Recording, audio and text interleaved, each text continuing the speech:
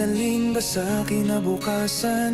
Hindi magagapi ang kalaban sa iisang araw lamang. Meron naman tayong talino, tapang at Alright, okay na yan mga kabatas natin. Dito na tayo.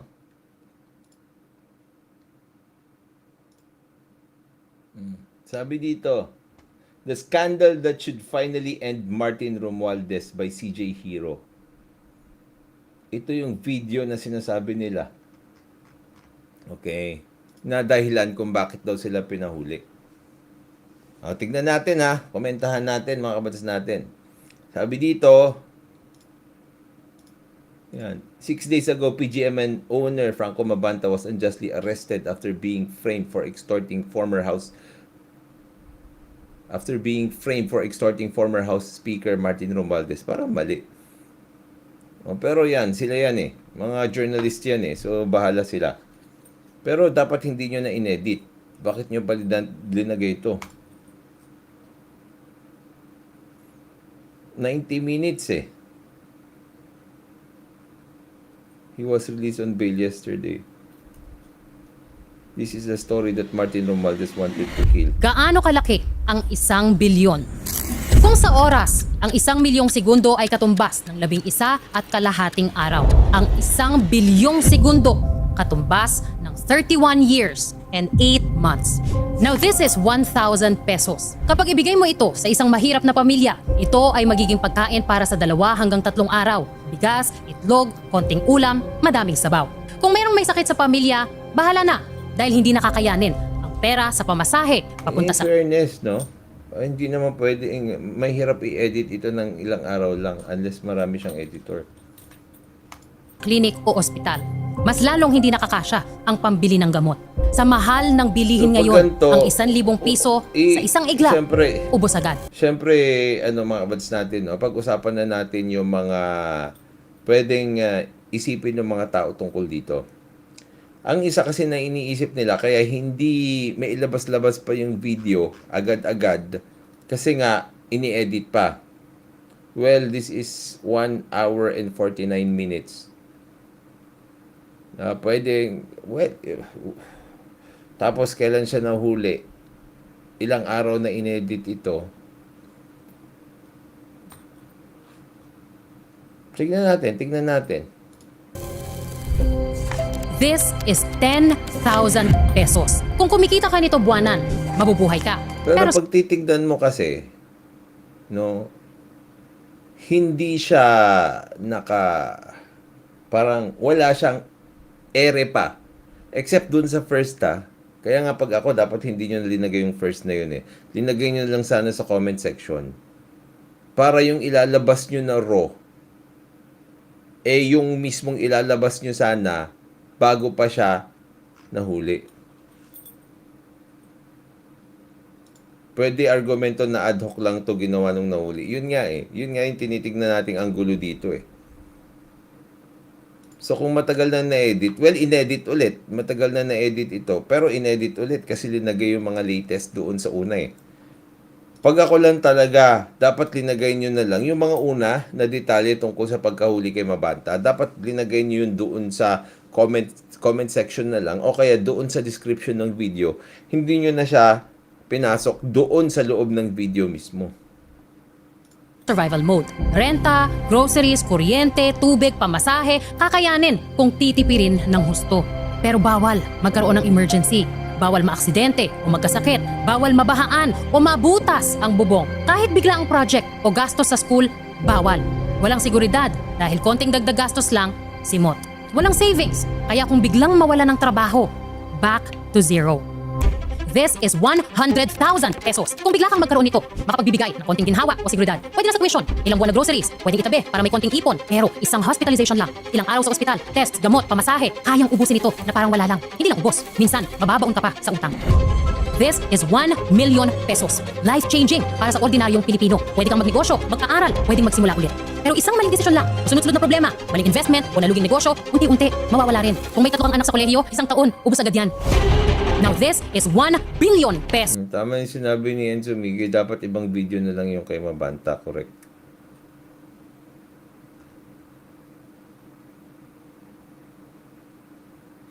Video editor ni MG nag-e-edit 1 hour videos niya. Hindi naman umaabot ng 1 month.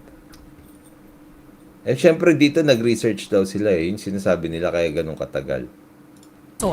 Ang 1 bilyon kayang pakainin ang 182,000 na pamilya sa loob ng isang taon. Kayang magpatayo ng mahigit 1,000 classrooms at makapagpaaral ng libu-libong estudyante mula elementarya hanggang magtapos sila sa kolehiyo. Ito yung campaign, yung campaign content ni Mayor Magalong nung last election. Tapos ito rin yung speech na ginagawa niya kapag umiikot sila sa M4GG, sa Mayors for Good Governance. Hindi ko pa pala nabanggit yung C4GG pala. Pwede kaming humingi ng tulong sa M4GG. Kuya Bal, pwede. Lapit ang edukasyon sa ating kabataan. Kayang magbigay ng libreng gamutan sa daan-libong pasyente, mga buhay na maaaring maisalba. Kaya nitong pagaanin ang buhay ng maraming Pilipino. Tanggalan sila ng utang at hayaan silang mangarap. Isang buong henerasyon pwedeng magbago. Kung ikaw ay kumikita ng 25,000 pesos a month, kakailanganin mong magtrabaho ng 3,333 Sabi ni Kayo, kaya ko yan 2 days kasi majority naman ay AI. Oo nga, mga B-rolls niya puro AI no? years para umabot sa 1 bilyon ang kabuuang sweldo mo. Ngayong alam nyo na kung gaano kalaki ang 1 bilyong piso, ipapakita ko naman sa inyo kung gaano karami nito ang ipinagkait sa atin at hinakot ng Kongreso sa loob lang ng 3 taon sa ilalim ng buwakaw na ginawa nilang Panginoon at sinamba nilang parang santo. And when I'm done with this episode, kayong lahat na mga ipokrito dyan sa Kongreso, mga walang bayag, palaga ng mali at tumulong pagtakpan ang mga kalokohan dyan dahil nakinabang kayo. Kayong lahat ng mga tunay na traidor sa Pilipino na nagbigay ng boses sa duwag humarap sa mga taong ginawa niya ng kamalian. All of you will owe all of us, the Filipino people, an apology because I'm coming for your God. Dapat hindi lang apology. So God nila yung si Martin Romualdez. It's time to pick apart and take down dirty house he built on insatiable greed for money and power. Mabuhay ang Kongreso ng Kaumbayan, mabuhay ang Pilipinas. Ferdinand Martin Romualdez, welcome to the show. Well. Uminom muna kayo dahil papunta na tayo sa nakakaiyak at nakakagalit na part ko. Inom kayo. Okay, inom ako. I'm sure by now, kung hindi man ninyo napakinggan ng buo, alam ninyo na nagsalita na si dating House Speaker Martin Romualdez tungkol sa nangyaring pinakamalaking pagnanakaw sa kaban ng bayan. Let's watch. Now let us corruption scheme. How can I be the mastermind? Pinapalabas niya, biktima din siya ng pamumulitika. So when the legal process is being used against me as a legal demolition job, then I will have no choice but to defend myself. And I will defend myself fully. I will not allow myself to be turned into the scapegoat so that others who are actually accountable can walk away clean. Pagkatapos pumutok ng flood control scandal last year, Sana po talaga maayos na po natin yung flood control systems natin para po sa mga baha dahil po kami po mga estudyante po yung nahihirapan.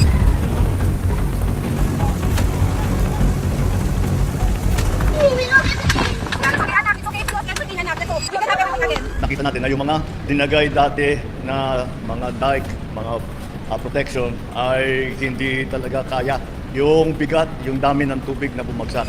kung saan Yun na overwhelm. Wala namang nilagay. bilyon ang nakurakot sa mga substandard at ghost projects. At kung saan ilang mga mambabatas at iba pang mga opisyal na malapit sa dating speaker ang tinagoy ang contractors at congressman.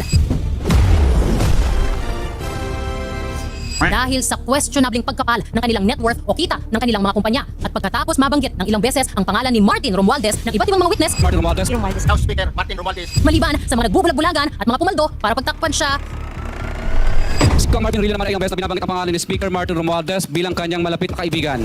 So tuwing uminom kami sa My Story sa BGC at sa Shangri-La Mall, sinasabi yung panikong Rillo na lahat ng kanyang request para sa pondo ay galing pa mismo sa unprogrammed funds at insertion na inaprubahan ni Speaker. Ang tao ni Martin Rillo si Boss Magalong ang pumupunta sa amin para kunin ang pera sa aming opisina o sa White Yun si Boss Magalong. Story. it was clear to us that as Speaker of the House, he played a big role in the scheme. And for that, we all hoped he'd go to jail. At kung makikita niyo personal, si Colonel Diskaya, makikilala niyo. Yes, sir. Pakituro niyo nga kung nandito sa loob ng session hall. Pareho kayo, nila-identify niyo na siya mismo yung kaharap niyo na sinasabing ang may-ari ng bahay, si Speaker Romualdez, at kailangan umalis na kayo. Tama po. I hope he does. And I hope it's soon. Because right now, ang mga nasa kulungan ay yung mga contractor, Happy, yes. yung mga district engineer, Wala naman ako Kung ginawang masama po, ginawa ko lang naman po po yung trabaho. And a very easy target, former Senator Bong Revilla. Pero don't worry ha, Bong Revilla is also being protected. Ha? Don't worry about Bong Revilla. Harapin ko ito na walang takot. Alam kong hindi ako pabayaan ng Diyos dahil wala po akong kasalanan dito. Ang lahat ng sisi ay sa dating Appropriations Committee Chair when all these things happened, si dating Ako Bicol Representative Elizalde Zaldico. Tinawagan ako ni dating Speaker Martin Romualdez at sinabihan, stay out of the country. You will be well taken care of as instructed by the President. In his speech, Romualdez basically said three things. First, he said, For a long time, I chose to remain silent. I did so out of respect for the legal process. I did so because I did not want to add more noise to an already divisive issue. hindi nga siya nagsalita. But did he not hire a spokesperson to face the media and the people on his behalf while he was Speaker of the House? Kaya nga binansagan natin siya, di ba? Na speaker who cannot speak for himself. Not only did his Congress hire Princess Abante to be the first ever House spokesperson. Ay, oo nga pala, si Abante rin. In 2025, he also hired Ace Barbers to be his personal spokesperson. Budget is not done by the House of Representatives alone. It is done by both the Houses, the Senate, and the... Maganda to, sino nonsense. Isipin nyo, bong pa lang, ilang bilyon na daw nakuha. Paano na pag dalawang bong na? Tapos yung bong pa, gumagamit ng bong. Tatlong bong na yon. No nonsense. Dalawang bong na, tapos gumagamit pa ng bong. Tatlong bong na. House of Representatives. So why put the blame on the people in the House of Representatives? Nakailang interview si Barbers to defend him. Walang direct na transaksyon at walang direct na pag-uusap mula dito sa mga nag-aakusa kagaya ni Mr. Vizcaya kay Speaker Martin at saka kay Congressman Saldigo. In ang Office of the Speaker is concerned sa pagiging caretaker, limitado ho sa ensuring that the services of the constituents of Congressman Barsaga will always be addressed, no? And this is on top of his colleagues in Congress like Judas Sidre, Paulo Ortega, even Benny Abante defending him on many occasions and saying good things about him like he is saying to them. Speaker is our source of inspiration and our mentor and our guiding light. Siya pong leader natin dito sa Kamara. Ngayon nananatili ang mayorya ng miyembro ng Kamara na sumusuporta sa programa at sa liderato ni Speaker Martin Romualdez. In the 19th Congress, Speaker Romualdez steered this institution with both resolve and wisdom. Under his stewardship, the House of the Representatives became a true House of the People. Kung titingnan mo, ang dami-daming nagawa. I think the best sigarin, di ba? Sigarin no? Gagarin, sigarin. Alam nyo na. Ni Kong Martin Romualdez nung 19th Congress na talagang masasabi mo, dapat ipagpatuloy. Yung matutugunan mo at maririnig mo yung hinaing ng taong bayan. Alam niyo, si Speaker, ang pagkakadala ko sa kanya, he is always a man that does not make his own decision, no? Does not make his own decision. He follows the rules, no? Kaya I do not think Siyempre naman, you will not be making your own decision if you follow the rules because you just need to follow the rules.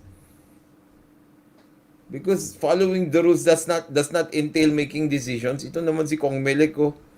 that the Speaker would be guilty of any gross, inexcusable negligence na tinatawag natin. The best ever Speaker The best din ito, si Louise of the Congress of the Philippines.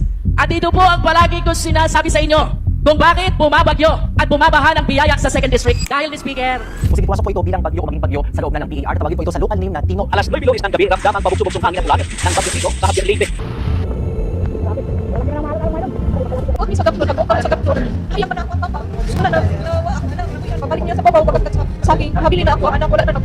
It is because of our dear Speaker. Kaya may AX dahil ni Speaker.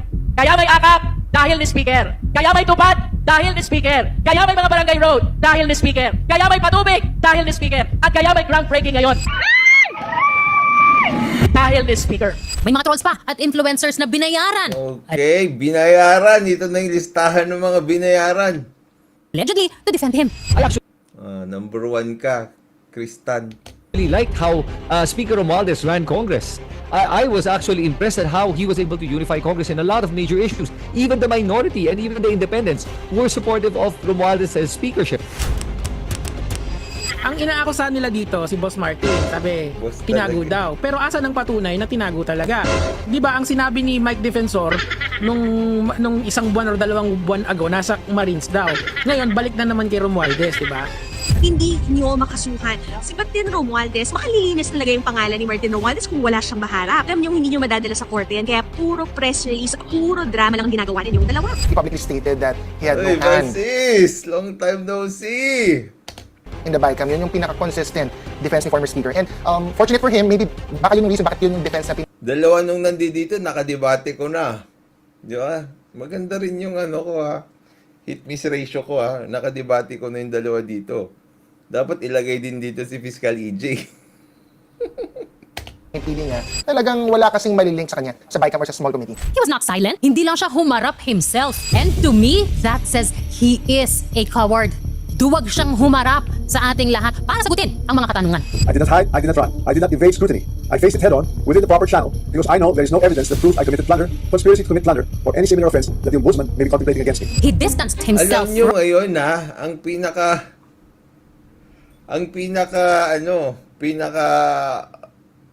pangit na mangyayari sa'yo ngayon pag ma-associate ka kay Martin Romualdez.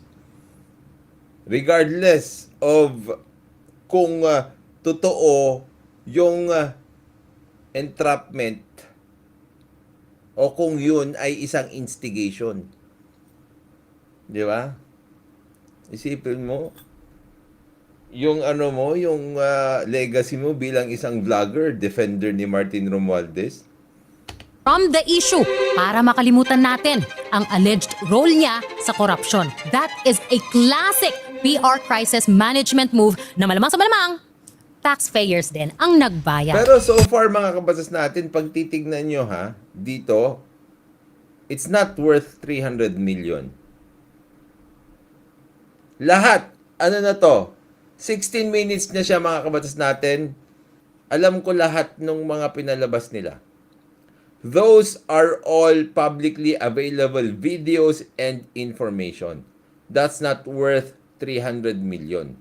So titingin tayo dito. Ang aim natin dito mga kabatas natin, let's look for information that is worth 300 million. Kasi marami na rin tayong na-feature dun sa mga videos niya at napanood ko dun sa mga videos. 16 minutes na.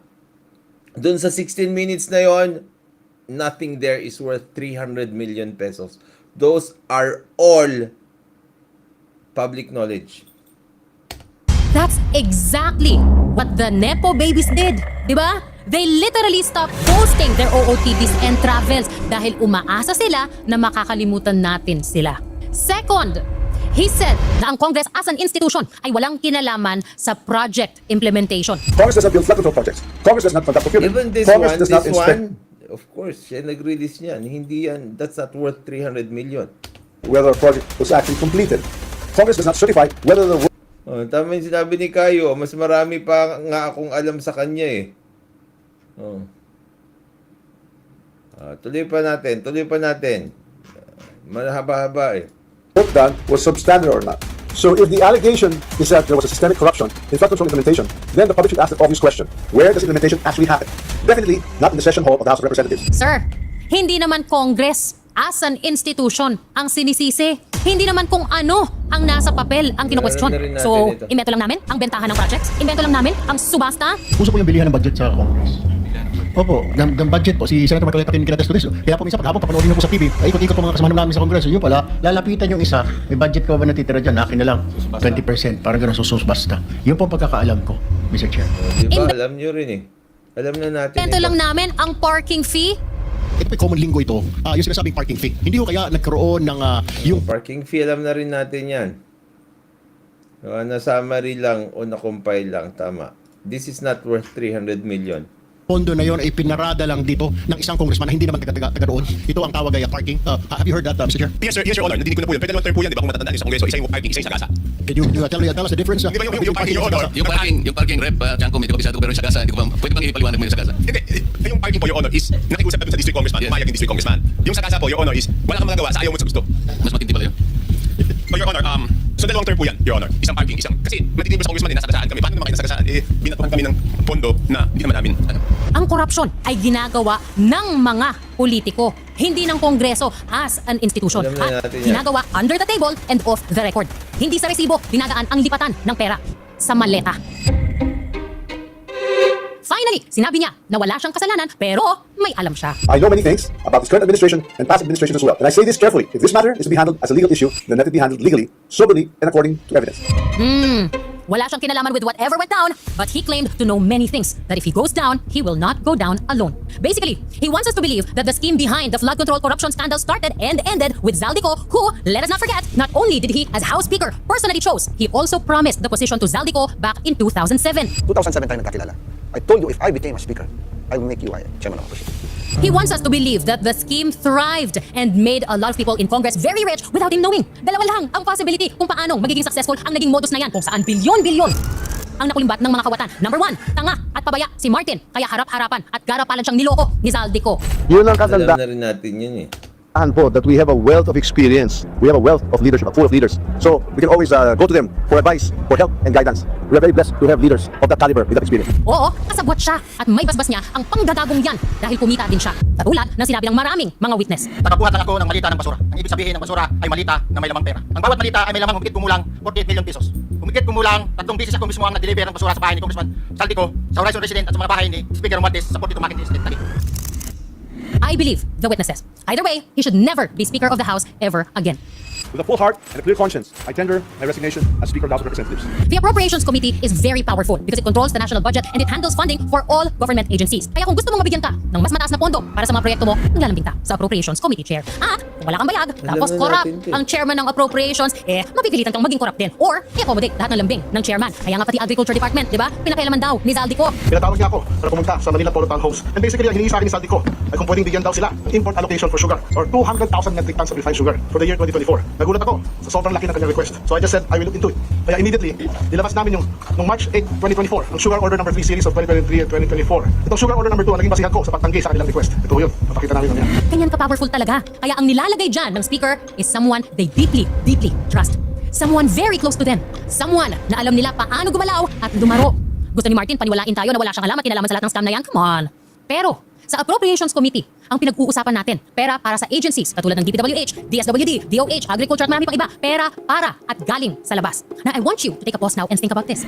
Kung ganyan ang nangyaring manipulation at panluloko sa budget ng ibang agency, kung saan maraming tao ang dapat hinga ng basbas o kailangan gawing accomplice o kakutsaba para mangyari ang nakawan, and it was successful, don't you think mas malala ang pwedeng nangyayaring nakawan sa budget kung saan walang kailangang kakutsaba, walang ibang may kontrol, at walang ibang nakakasilip maliban sa mga nasa leadership dyan sa House. Ang budget na hindi dumadaan sa deliberation, hindi pinag-aawayan sa BICAM kung dadagdagan o babawasan ba, at hindi pinag-uusapan ngayon. I am talking about the internal budget of the House of Representatives na sila mismo ang gumawa. If you think powerful na ang Appropriations Committee na hinawakan ni Zaldico, wait till you hear about the committee that decides how much budget Congress gets and gets that budget passed without challenge. A committee whose chairperson is as powerful as a deputy speaker or majority leader because he or she has a voice and vote in all other committees. A designation so powerful that Martin Romualdez could only entrust it to one person. A person who he trusts way more than he ever trusted Zaldico. His wife, Tingog Party List Representative Yeda Marie. Oh, this is interesting. Ito. Hindi ko alam talaga yung participation ni Yeda. Pero alam ko, meron siyang purpose. This gets interesting already. Romualdez. Ako po si Yeda Romualdez, ang kinatawan ng Tingog Party List sa Kongreso. It is our collective hope that this momentous milestone of celebrating the 30th anniversary of the International Convention on the Rights of the Child will rekindle in us the burning desire to be unrelenting and passionate champions for children, especially for every Filipino child in need. Thank you, Mr. Speaker, at mabuhay po ang Batang Pilipino. Ayaw niyang makonect sa kasalanan ni Zaldi? Tanga lang naman maniniwala dyan eh. Well, itry niya this time. Ihiwalay ang sarili niya sa kalokohang nangyari sa Accounts Committee ng sarili niyang asawa. Because alam nyo, ako lang ha, pag-asawa na kasi yung usapan, malaki talaga yung presyohan dyan. Because it will be different for every person, especially kapag nasa background lang usually yung asawa, tapos siya yung ihaharap mo sa limelight. Okay? Ngayon ang tanong ko, bakit asawa at hindi si Asidre? what Yeda did sa accounts is much worse than what Zaldi did sa appropriations. At lahat ng ginawa niya doon. Ito, mabigat ha. Hindi pwedeng walang basbas o kumpas ni Martin Romualdez Ito, dapat sabihin kung ano yung ginawa niya. Ito yung interesting part, di ba? as House Speaker and Martin Romualdez as her husband. Together, they ran that committee like a sindikato. Very buwakaw. Sa pa-unli budget, the Accounts Committee is the holy grail for the corrupt. Let me tell you why. Ito ang committee na naghahanda at nagmamanage ng sariling budget ng buong House of Representatives. Ito ang committee na nag-a-approve at nagre-release ng mga pagkakagastusan katulad ng sweldo, mga bibilhing equipment, pagkain, kasama ang everyday buffet sa opisina ng Speaker, supply sa mga opisina, repairs, construction, bonuses, donations, lahat. Ilang suppliers yan? Ilang This makes sense. This makes sense. contractors yan? Alam ba natin? No. But unlike other departments or agencies, actually, even the Office of the President at Tama yung sinabi ni No Nonsense. Si Yeda yung 4th consecutive term na congresswoman kasi inabuso party list system. Vice President na dumadaan sa hearing at debate ang budget ng Congress. Like I mentioned earlier, hindi na usually pinagdedebatihan yan sa plenary o sa BICAM. Kung ano man ang budget na ibigay ng Congress sa sarili niya, thanks to the Accounts Committee, malamang sa malamang, iyon na yon. Dahil under Article 6 of the Constitution, Congress has control over its internal affairs, including the administration of funds appropriated to it. Hindi pwedeng diktahan ng executive branch ng Congress kung paano nila dapat patakbuhin ang mga opisina doon. Dahil sa Actually, separate... malaking problema din ito. Yan din yung sinasabi ko noon eh. Na kapag ikaw magbibigay ng budget sa sarili mo, dedebatehin mo ba yung sarili mo at sasabihin mo na kulang na sobra yung budget, di ba? Of powers. So co-equal branches sila. Ibig sabihin, even offices under the executive, katulad ng Budget Department o DBM, hindi pwedeng pakialaman ang trabaho at budget ng Congress. Hindi pwedeng mag-interfere before or during spending. Ibig sabihin din, buong nabibigay sa kanila ang budget na ibinigay nila sa sarili nila. Pero pipirma pa rin yung gobyerno yung presidente. Kapag nagbigay yung Congress ng budget sa kanila, if that budget is part of the General Appropriations Act, the president can still veto it. Di ba? Yun pa rin yung proseso eh. The president can still veto it. Kung may kontsabahan na, syempre, hindi niya na-i-veto yun. Yun. Appropriations for agencies enjoying fiscal autonomy, katulad ng Congress, are automatically and regularly released. So, kung sa ibang agency, performance-based o need-based o conditional ang release ng budget, sa Congress, hindi. What Congress wants, Congress gets in whole. Well, of course, nandyan ang Commission on Audit o Pero COA. yun, pag pinasa ng gobyerno yun, di ba? Through the president. But what can COA really do?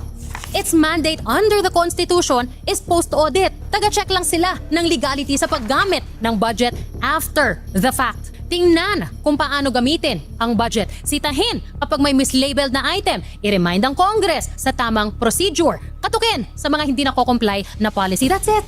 Hardworking ang mga auditors natin, pero maliban sa imposible na matrack lahat ng pinupuntahan ng pera ng Kongreso, which I will discuss in more detail later, ano sa palagay ninyo ang mangyayari kung sobrang maghigpit ang COA sa Kongreso? Congress ang nagbibigay ng budget ng COA, di ba? Kalahati ng Commission on Appointments na nag-a-approve sa sino ang magiging chairman ng COA, mga congressman din, di ba? Yeah. Kaya nga, di ba, yun yung sinasabi ni Raffy Tulfo noon, na budget yung kanilang babanatan kapag hindi maayos yung pakikitungo sa kanila, hino-hostage yung budget.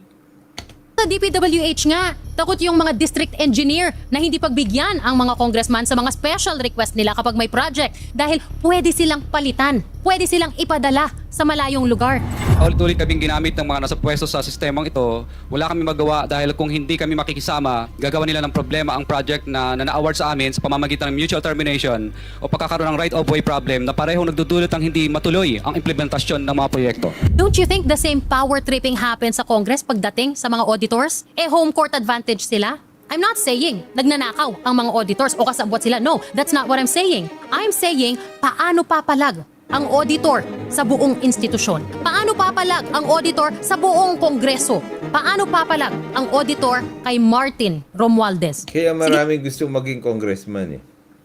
Nga, for so long, nagrereklamo na ang mga auditors pagdating sa spending sa Congress at sa Senate. Dahil nahihirapan silang sundan kung saan napupunta ang pera. Tulad nga ng sinabi ko kanina. Bakit? Ayaw nila maglabas ng resibo eh. Ang mga senators, no, when they liquidate, for example, they usually just give a certification on their honor. They're saying that yes, we spent this money for this kind of thing. And kung may mga dokumento kami nakikita, well and good. Walang resibo Kung walang resibo eh.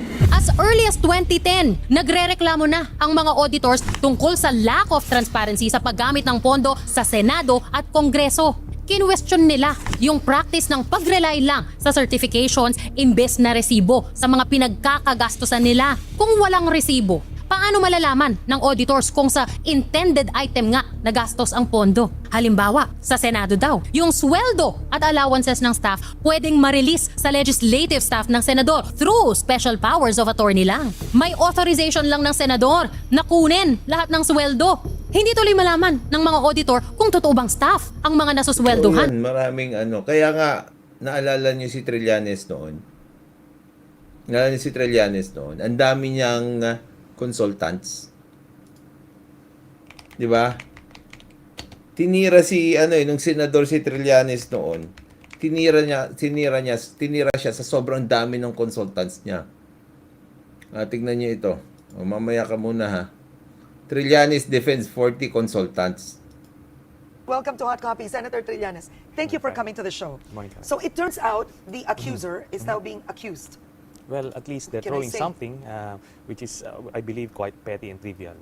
So it's a non-issue, and even the COA report that was being mentioned didn't even cite any irregularity at all. Now, let's start first. No? There's a holistic issue to this, which in 2014, actually the Senate was already questioned. Not you alone. The Senate as a whole was already questioned for spending 232 million pesos a year in consultancy expenses. The Senate as a whole.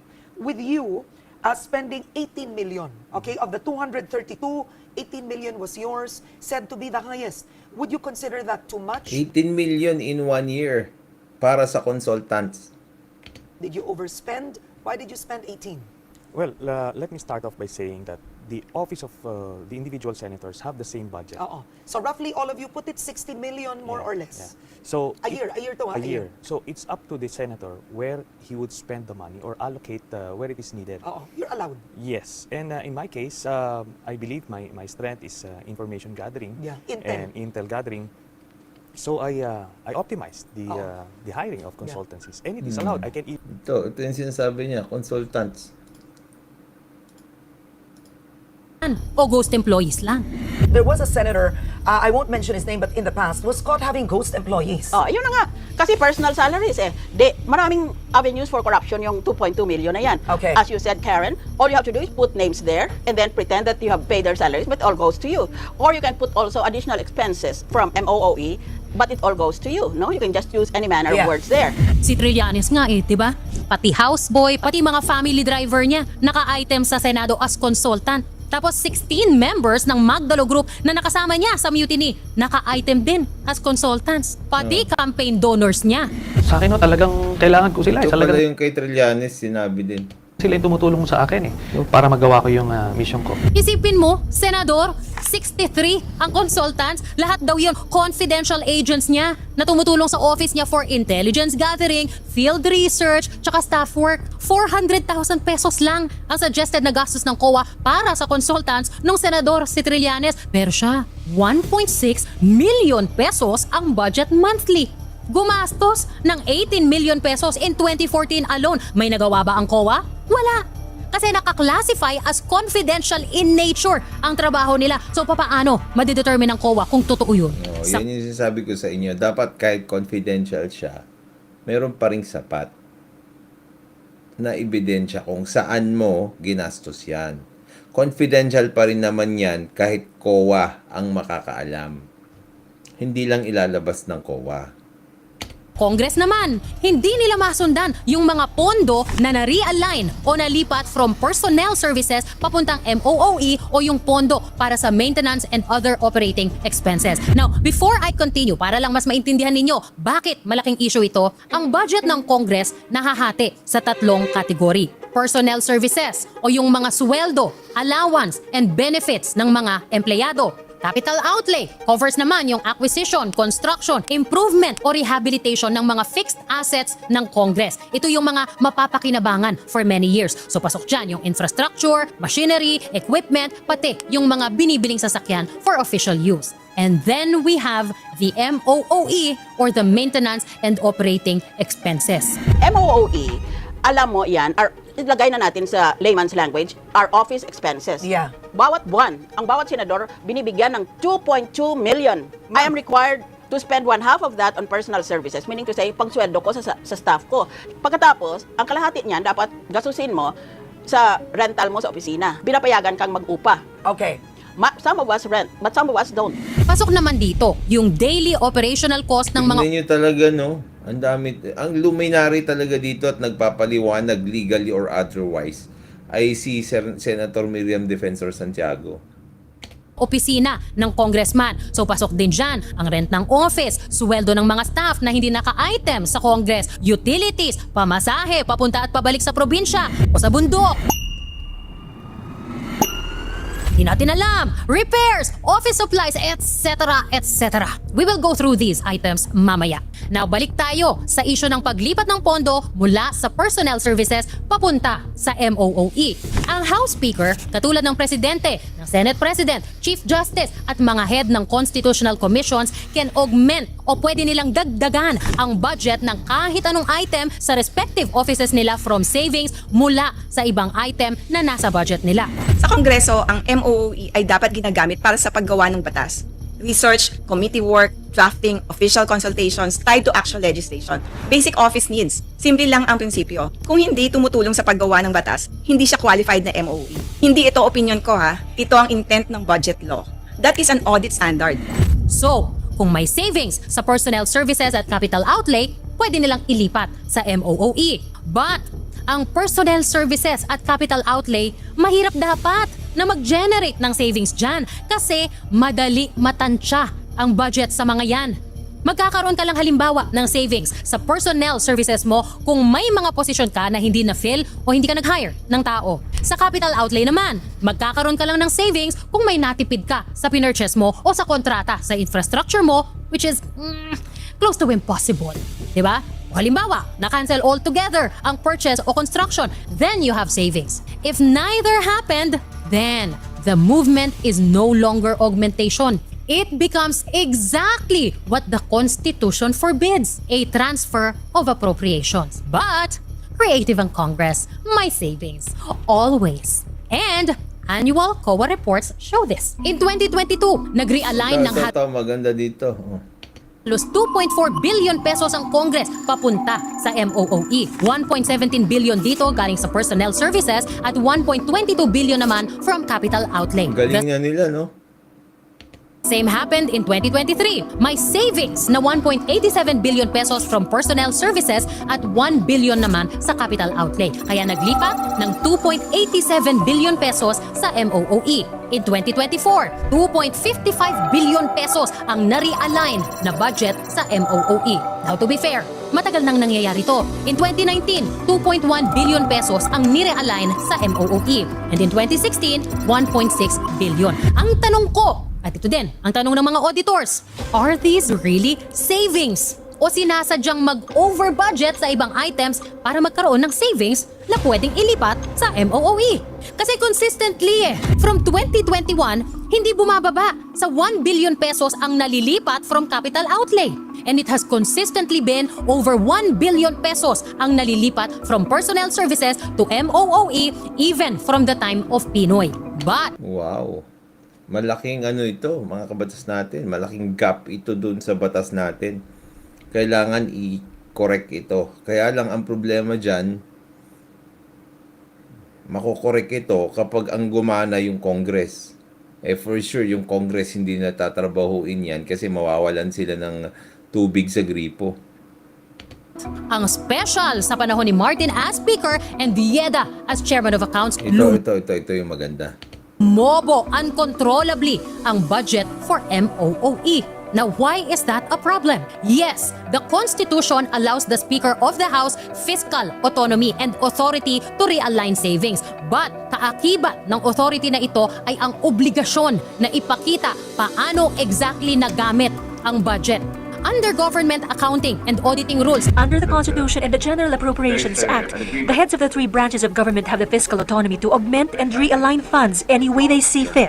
So we do concede that, all of these agencies, including ourselves, have fiscal autonomy, but that doesn't mean that we do away with transparency and accountability. By practice in the Senate, the Senate President has actually has delegated the authority to each member of Senate to make that realignment. So the discretion is not really addressed to the Senate President the way things are moving out now, but to each and every senator. Generally, Ito, mga kabatas natin. Magandang ipaliwanag ko sa inyo ito. Kasi nga, tignan natin ito yung pagkakaiba niya sa flood control. This is a totally different species from the flood control projects. Yung flood control projects, yung mga pondo na yon, those are funds sa executive department.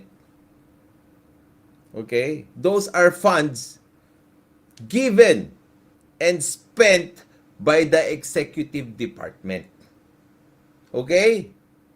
Yun yung sinabi kasi ni Martin Romualdez noon. Executive yung flood control na yan. Itong expose nila na ito, mga kabatas natin, this does not involve the flood control projects. These are a different species. Ito ay tungkol sa pera, pondo ng Congress mismo. Ibig sabihin, ito yung ina-allocate na pera sa pondo para gastusin nila doon sa kanilang operasyon, doon sa kanilang opisina, at hindi para sa flood control projects. Ang pinapaliwanag niya dito, mga kabatas natin, yung mga personal expenses nililipat sa MOOE para doon kurakutin. Balik tayo. Sana maliwanag. Magkaiba yon. Ibang klase ng korupsyon ito. This is corruption within the Congress without the participation of the executive department using the Congress funds and not the executive funds for infrastructure. Gets? Okay. Let's go. Ang disbursements ay dapat supported ng resibo, ng payroll, billing statements, proof of delivery or service rendered, inspection and acceptance reports. Hiningi yan consistently ng COA sa Congress. But Congress saw this as an intrusion o panghihimasok ng COA sa legislative independence daw nila. Sabi ng Congress, ang trabaho or functions nila ay iba sa implementing agencies and that karamihan ng mga activities nila could not be reduced to the type of transaction-based documentation na hinihingi ng COA. But we do know that the MOOE has been controversial because it does not require some kind of very specific line item expenditure purpose. In the same way, medyo vague po yung dito, yung paggastos dito. It's only requiring liquidation via certification. Isn't this also prone to abuse? Yung mga bonuses po. Well, theoretically, yes. So it behooves on individual members of Congress, the lawmakers themselves, on how to judiciously spend and properly spend the MOOE because it's only subjected to certain certifications and not really itemized auditing. Yes, perhaps it's time to make to revisit that policy. Halimbawa daw. Okay, Lexitary tayo muna para magkaroon tayo ng magandang idea, ha? Ito. The good question here is, does the funds of the Congress go through the General Appropriations Act? Kasi tignan nyo, kasi dito lahat, mga kabatas natin, so far, yung mga lumabas na ginamit sa korupsyon, they all go through the General Appropriations Act. itong pondo rin nitong Congress. Just like the funds of the executive department, they also go through the General Appropriations Act. Sabi dito, yes, they do. That's exactly a constitutional design. The constitutional design. Lexitary from BATASnatin.com. Under Article 6, Section 25.3 of the 1987 Constitution, the budget of the Congress is part of the annual General Appropriations Act and is approved through the same process as all other departments or agencies. Okay, the procedure in approving appropriations for the Congress shall strictly follow the procedure for approving appropriations for other departments and agencies. That is constitutional. Ibig sabihin, mga kabatas natin, okay, the President still has to sign the budget for the budget to be approved. Okay, tapos dito, a few structural points worth noting. Congress cannot increase its own appropriation mid-year. Augmentation from savings is allowed but narrow. Reenacted budget rule. Blah, blah, blah, blah. Pero that's very important for us to know. Okay? Para malaman natin kung ano talaga ang dapat nating maging mindset when it comes to kontsabahan sa pangungurakot dito sa Pilipinas. Okay? Let's go. Magpa-feeding program sila sa 500 na katao. Alangan naman daw, napapirmahin nila isa-isa yung lahat ng yon, di ba? Isa yan sa mga senaryo na sinasabi nila, basta, mahihirapan daw silang mag-comply. Ito ang reason kung bakit nagkaroon ng clash before between then COA Chairperson Grace Pulido-Tan at Congress at Senate. Is there any indication na yung budget ng House of Representatives and the Senate are already arranged so that there is going to be savings? The power of the purse is in Congress. I cannot delve into their... And you do not want to tell me whether you think Congress abused that power? No. Because, ma'am, I do not have enough basis at this point, but the way things are turning out, it may be an indication that the budget of Congress should also be a little more scrutinized. Okay. Kasi ang Kongreso, lahat po ng budget ng lahat ng ahensya, binubusisi talaga. Ng Kongreso? Oo. Pero yung kanilang budget, hindi nila binubusisi. Bakit ganon? Gusto ni Madam, may strict na accountability sa budget. Gusto niya ihinto yung system kung saan certification lang ang pinipresent sa pag-liquidate ng MOOE. Isipin niyo yun, pipirma lang ang congressman o senador to certify na nagamit ang pera sa legislative work nila at hindi nila binulsa, and that was supposed to be enough? Gusto dun ko ginamit, promise. Ganyan din kasi ang gastusan sa confidential funds. Kaya sinasabi ko sa inyo, dapat hindi. Walang pondo na magagastos sa ganyang paraan. Because they are saying that these funds are also spent in a confidential manner. Di ba? Mga kabatas natin, huwag niyong kalimutan mag-like, ha? Let's go. Yung totoo, kayo ba maniniwala dyan? Imbis na pakinggan si Madam Grace at gawing transparent ang paggastos sa budget, the Senate moved to formalize the existing practice. On July 25, 2011, both chambers approved concurrent resolution number 10, which explicitly recognized what it called the delicate and unique nature of the Senate, the House of Representatives, the Commission on Appointments, and the Electoral Tribunals. Sabi nila, COA naman had consistently allowed Congress to use liquidation by certification, and so they declared that this system was consistent with applicable accounting and auditing rules. So, it ordered that the prevailing system of accounting and liquidation for each member would be maintained. In-institutionalize nila yung corruption. Ng Senate ang measure na yan on August 24, 2011. The House concurred on February 1, 2012. With that, saan na iguguhit yung line between fiscal autonomy and public accountability? Saan papasok ang accountability? Ang COA constitutionally tasked to examine expenditures, but the Congress and Senate nilimitahan how closely COA could look. So again, paanong kukwestiyonin ng COA ang budget ng Congress? Actually, nagtry pa nga na mag-compromise ang COA. Sabi nila, ito-tolerate nila ang liquidation by certification only for relatively small operational expenses, hanggang 500,000 pesos, but subject to audit pa din. Anything more than that, kailangan na ng full supporting documents. Nasunod ba? Of course not. In a resolution earlier published by COA, the deadline for all agencies to settle their unliquidated funds is today, January 31st. Hindi talaga nila manipulate, no? Lalo na yung mga malalaki. Magkakaso kami. Sabi ni Leviste, hindi kailangang resibuhan ng MOOE, kaya pwede raw magdesisyon ang kongresista kung paano ito gagastusin. Kasali po dito yung kuryente, yung tubig, yung paper ng house. Pero sa 2026 budget, initially, mga 10 plus billion siya, tapos naging 18 billion. Itinaas po ng 7.8 billion. And shortly after this concurrent resolution number 10 was approved, pumutok yung issue sa unequal release ng additional operating funds sa Senate under then Senate President Juan Ponce Enrile na galing sa Senate savings from MOOE. Senate President Juan Ponce Okay, Enrile. mamaya tayo dyan. Importante rin kasi ito. No?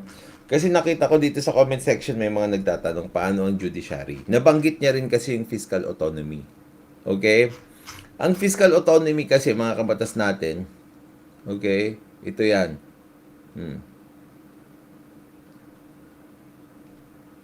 Ito, i-compare natin sa judiciary. Fiscal autonomy changes the rules once the funds are appropriated. The Supreme Court in Bengson versus Drilon, GR number 103524, established that the judiciary's fiscal autonomy is more than just guaranteed release. It extends to how the funds are used. Sabi niya, the judiciary, the constitutional commissions, and the ombudsman must have the independence and flexibility needed in discharge of their constitutional duties. Tingnan nyo dito, constitutional commission sa judiciary at ombudsman. Wala dyan yung Congress. The imposition of restrictions and constraints on the manner the independent constitutional offices allocate and utilize the funds appropriated for their operations is anathema to fiscal autonomy and violative not only of the express mandate of the Constitution but especially as regards to the Supreme Court of the independence and separation of powers upon which the entire fabric of our constitutional system is based. Okay? The grant of fiscal autonomy to the judiciary is more extensive than the three mere automatic and regular release of its approved annual appropriations. Tingnan nyo kasi dito, what this means in practice. Yung executive, yung budget, it goes to the General Appropriations Act. Okay? Again, the executive, Congress imposed spending conditions. Pag executive, yes. Pag judiciary, it goes through the General Appropriations Act din. Lahat yan pumapasok sa GAA. Pero, can the executive, Congress impose spending conditions? No. Fiscal autonomy means the Chief Justice controls disposition, augmentation from savings, and realignment. Tandaan nyo kasi dito mga kabatas natin, no, within GAA's line items. Kapag line items, alam na natin yan at napag-aralan na natin noon. Kung ano yung gagastusin nyo, dapat nakalagay doon specifically. Okay? Sabi ni Chad Norcio, pero attorney, personal service to MOE is not confidential po. Dapat with receipt po talaga in nature. Pero sabi nga nila daw, confidential in nature eh. Tapos, ito. Is there fiscal autonomy when it comes to Congress budget? No, Congress does not have the same fiscal autonomy that the judiciary and constitutional commissions enjoy. Nakita nyo naman yung Supreme Court decision, di ba? Let me be precise about what Congress does have versus what it doesn't. What the Congress has under Article 6, Section 25.5, the President of the Senate and the Speaker of the House may augment any item in the GAA from savings in other items of their respective appropriations, but only as authorized by law. This is the same augmentation power granted to the President, the Chief Justice, and the heads of constitutional commissions. It is narrow, not broad fiscal autonomy grant. Okay, what the Congress does not have, there is no constitutional provision equivalent to what the court described in Bengson versus Drilon. The authority to use and dispose of its funds and properties at will, free from any outside control or interference. That language was applied specifically to the judiciary, the constitutional commissions, and the ombudsman under the 1987 Constitution. So, ibang-iba. Okay? Hindi nila pwedeng akuin yung fiscal autonomy na meron doon sa constitutional bodies, sa ombudsman at saka sa judiciary. Okay? Independence from political pressure. Yun yung sinasabi nila. Ano ang dahilan kung bakit may distinction o pagkakaiba? Congress, by contrast, is a political body. Its members are elected. Its function is inherently political, and its budget, while it must be adequate, is not constitutionally protected from the normal annual appropriations process, but process the way the judiciary is. Nakita niyo na.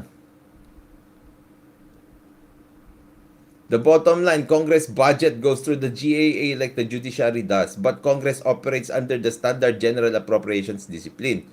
Line item restrictions, limited augmentation, no constitutional immunity from budgetary alignment by the executive.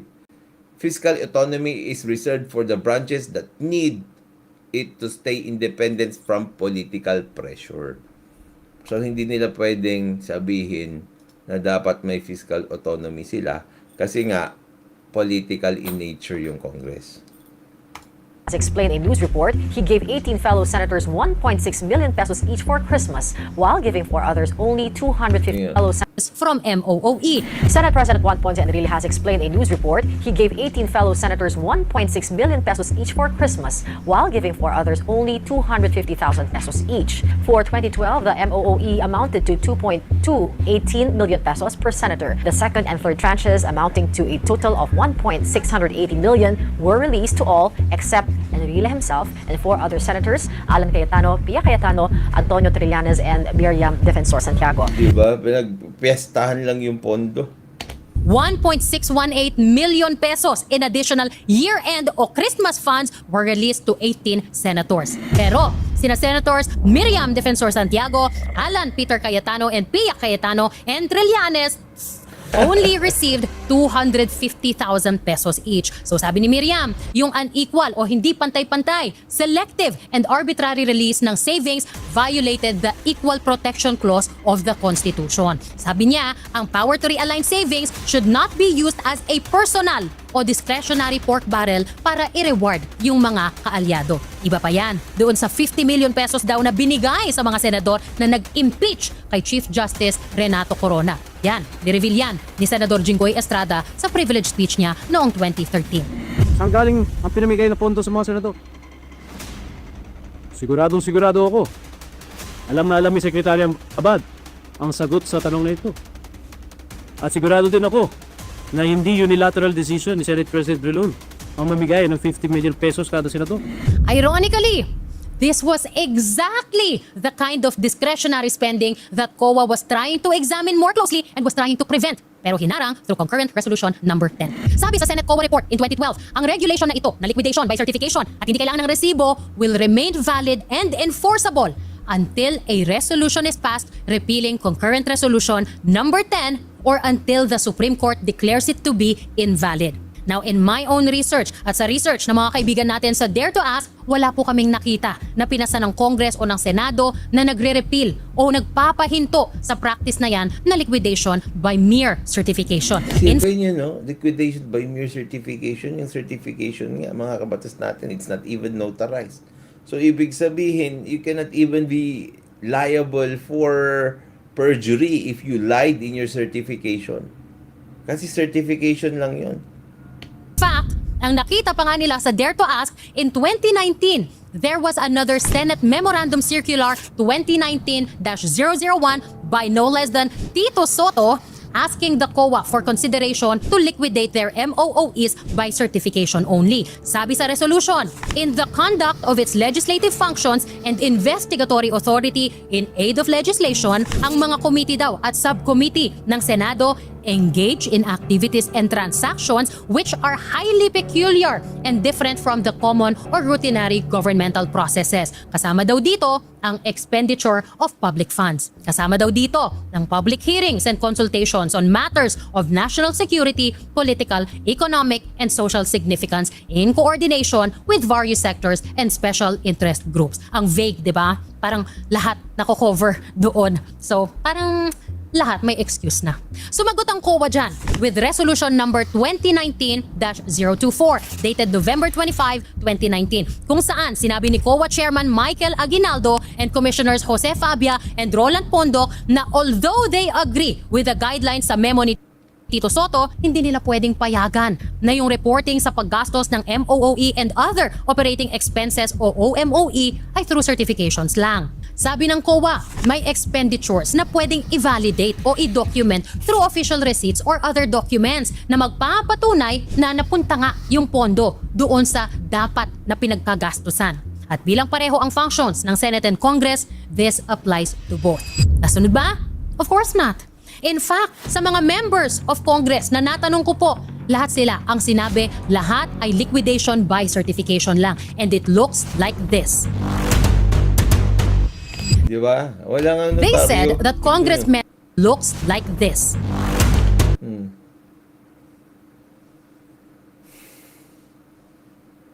CP mo, local travel, communications.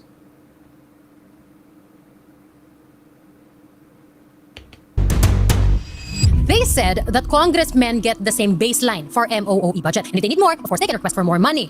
Now, the higher amount sa samples na nakuha natin ay nasa 716,000 pesos. Per month yan, ha? So, gawin na natin 1 million a month. Well, actually, gawin na nating realistic. Kasi balita ko, may increase na 300,000 pesos this month. So, mas mataas pa kapag kakampi ka o kapag nasa leadership ka. Isara na natin sa 1.2 million pesos na average na lang sa lahat. Malaki na yan, ha? Generous ako. Multiplied by 12 months, 14.4 million a year per congressman. Multiplied by 318 congressmen, that's 4.58 billion pesos. Marami pa tayong dapat kalkalin para mapuno ang halos 22.4 billion pesos na MOOE budget ng Congress for 2025. Yan siguro ang dahilan kung bakit paborito ni Martin at Yeda Romualdez ang MOOE. Kaya between 2022 to 2025, tumaas ng 8.8 billion pesos ang MOOE allocation ng Congress. Wow, ito yun. My God. Ang pera ng bayan ay hindi para sa pansarili, pakinabang ng ilan. Tungkulin natin bilang mga kinatawa na tiyakin ng bawat piso ay para sa katulad at kapakanan ng ating kababayan. I'm sorry, may nabago ba sa trabaho ng mga congressman na hindi natin alam? May nabago ba sa mandato nila para kailanganin nila ng halos 9 billion pesos na karagdagang MOOE budget? Sabi ni Congressman Leandro Leviste, dapat tayo maging transparent saan napupunta ang 18.58 billion pesos na MOOE budget ng House of Representatives. Kung Lian, that's 4 billion pesos less than the 2025 budget. I suggest you really start there. And if the trend sa pag-transfer ng pera from personnel services and capital outlay to MOOE continues like before, madadagdagan pa yan ng 1 to 2 billion pesos. Malalaman natin kapag lumabas ang audit report ng COA for 2025 in the next months. Mahirap nga ba na i-report lahat ng expenditures? For reference, ganito kadetalyado ang reporting sa paggastos sa Canada at ganito naman sa US. Sure, nire-require ng batas na once a year pinapublish ang itemized list ng mga pondo na nabigay sa mga congressman at nagastos nila. Pero, meron na ba sa inyo na nakakita niyan sa Philippine Star? Broadsheet, ha? Hindi man lang yung online version na madali Totoo yan. nating magugugel. Bakit hindi gawing available ang itemized list of amounts paid to and expenses incurred for each House member sa COA website? If you go to the COA website, 2020 lang ang naka-upload doon. And if you want a copy of the more recent reports, well, kailangan mong i-request at magbabayad ka ng 5 pesos per page para sa hard copy, 20 pesos per report para sa electronic copy, piso para i-authenticate nila yan, pati delivery fee, sagot mo pa. Pera natin yan. Pero lahat na lang ng pagpapahirap para makakuha tayo ng kopya ng report kung paano ginamit ang pera na yan, aba ginawa na nila. I-request mo pa, ikaw pa magbabayad, my God. Diniscuss ni Martin sa speech niya kung paanong napapasa ang budget para ipakita na wala daw siyang kasalanan o wala siyang role sa corruption. Well, it's important to note that during the leadership of Martin Romualdez, nangyari ang pinakamalaking pagtaas ng budget ng House of Representatives mula sa proposal ng Executive Department sa National Expenditure Program o NEP hanggang sa mapasa ang National Budget o ang General Appropriations Act o GAA. Between 2016 to 2025, the budget of Congress in the NEP o yung proposal ng Office of the President increased from 7.79 billion pesos to about 16.35 billion pesos. That's a 109... Alam niyo, hindi lang si Martin Romualdez naman ang pinapatamaan dito. Lahat sila sa Congress eh. Senators and congressmen alike. 9.8% increase, a difference of 8.55 billion pesos. From 2020 to 2025, naglalaro lang ang budget ng Congress sa NEP between 14 to 16 billion pesos. For the first 4 years of the Duterte administration, ang nadagdag sa approved budget ng Congress from NEP to GAA ay gumalaw lang between 1 billion to 1.75 billion pesos. October 2020, naging chairman ng account si Paulo Duterte, anak ng presidente natin that time, Rodrigo Duterte. Ibig sabihin, nagkaroon siya ng say sa naging budget ng House for 2021 kung saan umabot ng 3 billion pesos ang nadagdag mula sa NEP hanggang sa GAA. At pagdating ng 2022, presidential election year yan, usually lumalaki ang budget ng House kapag election year dahil nagiging busy sila at nagkakaroon sila ng pagpapalit ng staff kapag may mga bagong pasok sa Kongreso. So, from 15.57 billion pesos na proposal sa NEP, naging 21.57 billion pesos ang budget ng Congress sa GAA. Ibig sabihin, nagdagdag ang Accounts Committee headed by Pulong Duterte ng 6 billion pesos. Medyo nakakagimbal, di ba? Wow. Take note though, recovering pa tayo sa pandemya at that year. At dahil presidential election year yan, alam ng House leadership na pagdating ng June 2022, ang makikinabang na sa budget na yan ay ang 19th Congress. So ang nagmana ng budget na yan ay ang House ni Martin Romualdez. From the outset of the 19th Congress, we committed ourselves to a singular purpose, to be the vanguard of progress, the custodians of justice, and the architects of a future where every Filipino, regardless of station, has access to opportunity, security, and dignity. We have not wavered. Daldalan lang talaga, no? We have not faltered. Together, we have rewritten what is possible. Tapos na ang election year. So ang expectation, bababa even a little ang budget ng House. No. In 20... Actually, mahirap gawin ito ng 2 days. Kasi maraming research at maraming daldal eh. 2023, the first fiscal year na ang in charge ay ang mag-asawang Romualdez sa budget ng House. From the President's proposal of 15.97 billion pesos, nagdagdag ng 12.04 billion pesos ang mag-asawang Romualdez sa budget ng House. Kaya kumapal ito to 28.01 billion pesos. Conjugal, pagnanakaw, conjugal na pagnanakaw to. Doble pa sa dinagdag ng House when Pulong was chairman of accounts. And in just 2 years, in 2025, lumobo to 33.67 billion pesos ang budget ng House. Pinakamalaki in history. Taong Sarili nilang pondo, doon sila kumukuha ng ninanakaw din nila. 2025, tanggalan ng 74 billion pesos ang PhilHealth sa parehong taon. Nagdagdag ang Kongreso sa ilalim ni Martin Romualdez ng 17.32 billion pesos sa sarili nilang kaban. Tinalo pa yung sariling record niya in 2023 na 12 billion pesos na patong from NEP to GAA. Ito ang pinakamalaking budget ng Kongreso ever. Sa sobrang garapal ng pagtaas, pati ang Senate pumalag na. After the BICAM, the Senate's budget ay 17.3 billion pesos. So ang start ng Senate, 12.8 billion pesos plus 1.1 billion pesos. Ang budget natin is 13.9 billion pesos. Ang House of Representatives, ang starting amount nila 16.3 billion pesos, ang increase nila 17.3 billion pesos, ang ending budget nila 33.6 billion pesos. Wow. Ang aking lang basic point dito, Mr. President, kung ganito rin pala ang ending ng ang amounts, bakit hindi na lang linabas natin sa plenary at iniscuss? Bakit kailangan sa BICAM pa mangyayari ito, Mr. President, na halos lumampas pa sa doble ang budget ng isang chamber na bala ko sanang samahan na, salihan next year, Mr. President. Pero, but we have to be transparent with we have to be transparent about all of this, Mr. President. Na, di ba, if you need, okay, we'll use mathematical terms. If you need 2x instead of x, bakit hindi pa na-reflect yan doon sa original bill na pinail mo? Sana pinare-reflect mo na yung 33 billion pesos na pangangailangan mo. That's my point, Mr. President. So I'm not expecting an explanation from our chairwoman kasi hindi naman niya ito kagagawan. So for more transparency in our budget process sana, we will discuss it sa floor. Pero syempre, walang nagawa ang Senado because what Martin wants, Martin gets.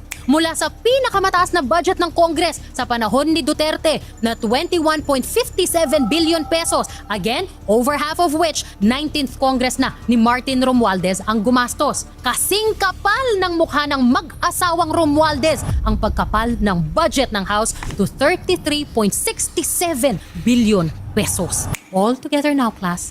Gago, di ba? I'm not done yet. Hihimayin pa natin yan. Naku, kung sa NEP-TUGA comparison, nagimbal na kayo. Well. Uminom muna kayo. Dahil Emphasis kasi yung pinapakita nila dito eh. Nababasa ko dito sa comment section. Public knowledge naman na yan. No? Pero ito kasi, ine-emphasize na nila na ang gumagawa ng mga kalokohan na yan eh si Martin Romualdez at saka si Yeda Romualdez. Yun yung parang pinanglalaban nila dito. Hindi yung parang ginawa sa Senate o kaya ginawa doon sa mga ibang public fora kung saan nagsalita sila na lumaki yung budget nito, yung Congress, ganto-ganto, pero wala silang ina-identify o mini-mention ng mga tao. Specifically na may liability dito. So dito, dinidiin na si Martin Romualdez at saka yung kanyang asawa. Nagtataka ako dito, bakit wala si Asidre? At tama yung sinabi ni Jeff Fox, di lang emphasis magnified. Correct. 3.6k viewers. Palike naman.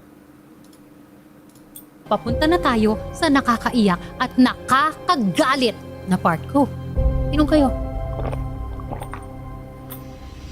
Let us now look at how Congress under Martin Romualdez as Speaker and Dieda in accounts spent the budget it gave itself. I-compare natin ang GAA allocations ng Congress sa actual spending na nasa record ng COA at tingnan natin if the numbers actually make sense at legitimate nga ang savings ng Congress o posible ba na pang Martin Luther Fund lang ang ginawang pagtaas ng budget. Take note, ang nasa COA report ay kung ano lang ang accounted for. Like I said earlier, ang personnel services, medyo mahirap doktorin kasi sweldo, benefits at bonuses yan. May records dapat yan. But there are items here that did not make sense to me. For example, ang rata o representation and transportation allowances. Take note, considered na commutable ang items na ito which make them non-taxable and not subject to liquidation. Commutable, ibig sabihin, the allowance is paid as a fixed cash amount imbes na i-reimburse mo yung actual na nagastos mo. So, you get the money outright, no questions asked, and regardless kung saan mo siya totoong gagastusin or kung gagastusin mo siya at all. Sa representation, why is it that for an item na ang recorded na ginagastos every year from 2018 to 2024 ay between 8 to 11 million pesos lang, ay may yearly budget na 56 million pesos at nadagdagan ay may yearly budget na 56 million pesos.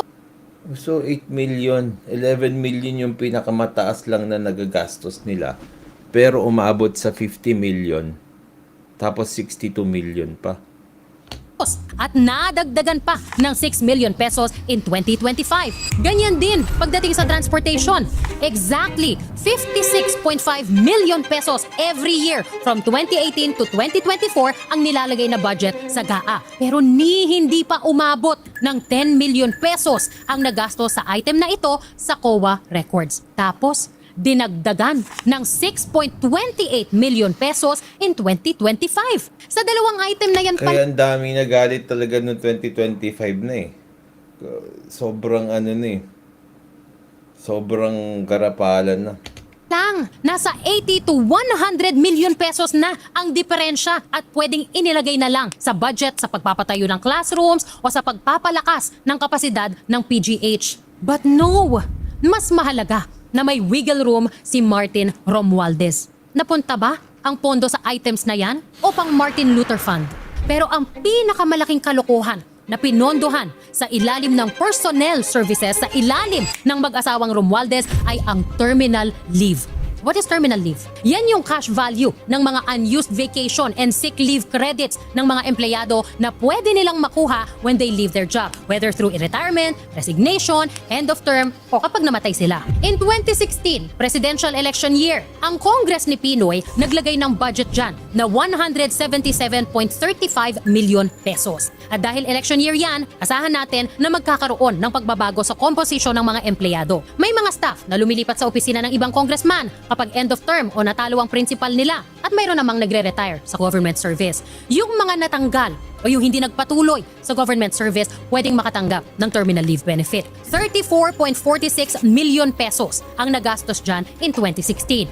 19.43% ng inilaang budget. Now, while I understand na contingent liability ito o pinupondohan mo yung possibility, hindi yung certainty, tell me if these amounts are acceptable. In 2022, another presidential election year, Congress spent 38.36 million pesos on this item according to COA. In 2023, Congress under Martin set aside 631.35 million pesos for this item. Ang nagastos that year, sabi ng COA, 80.77 million pesos lang, 12.8% ng allocation. In 2024, hindi election year yan so bumaba to 292 million pesos ang allocation. Ang na-release for that item that year, 44.74 million pesos, 15.32% ng budget.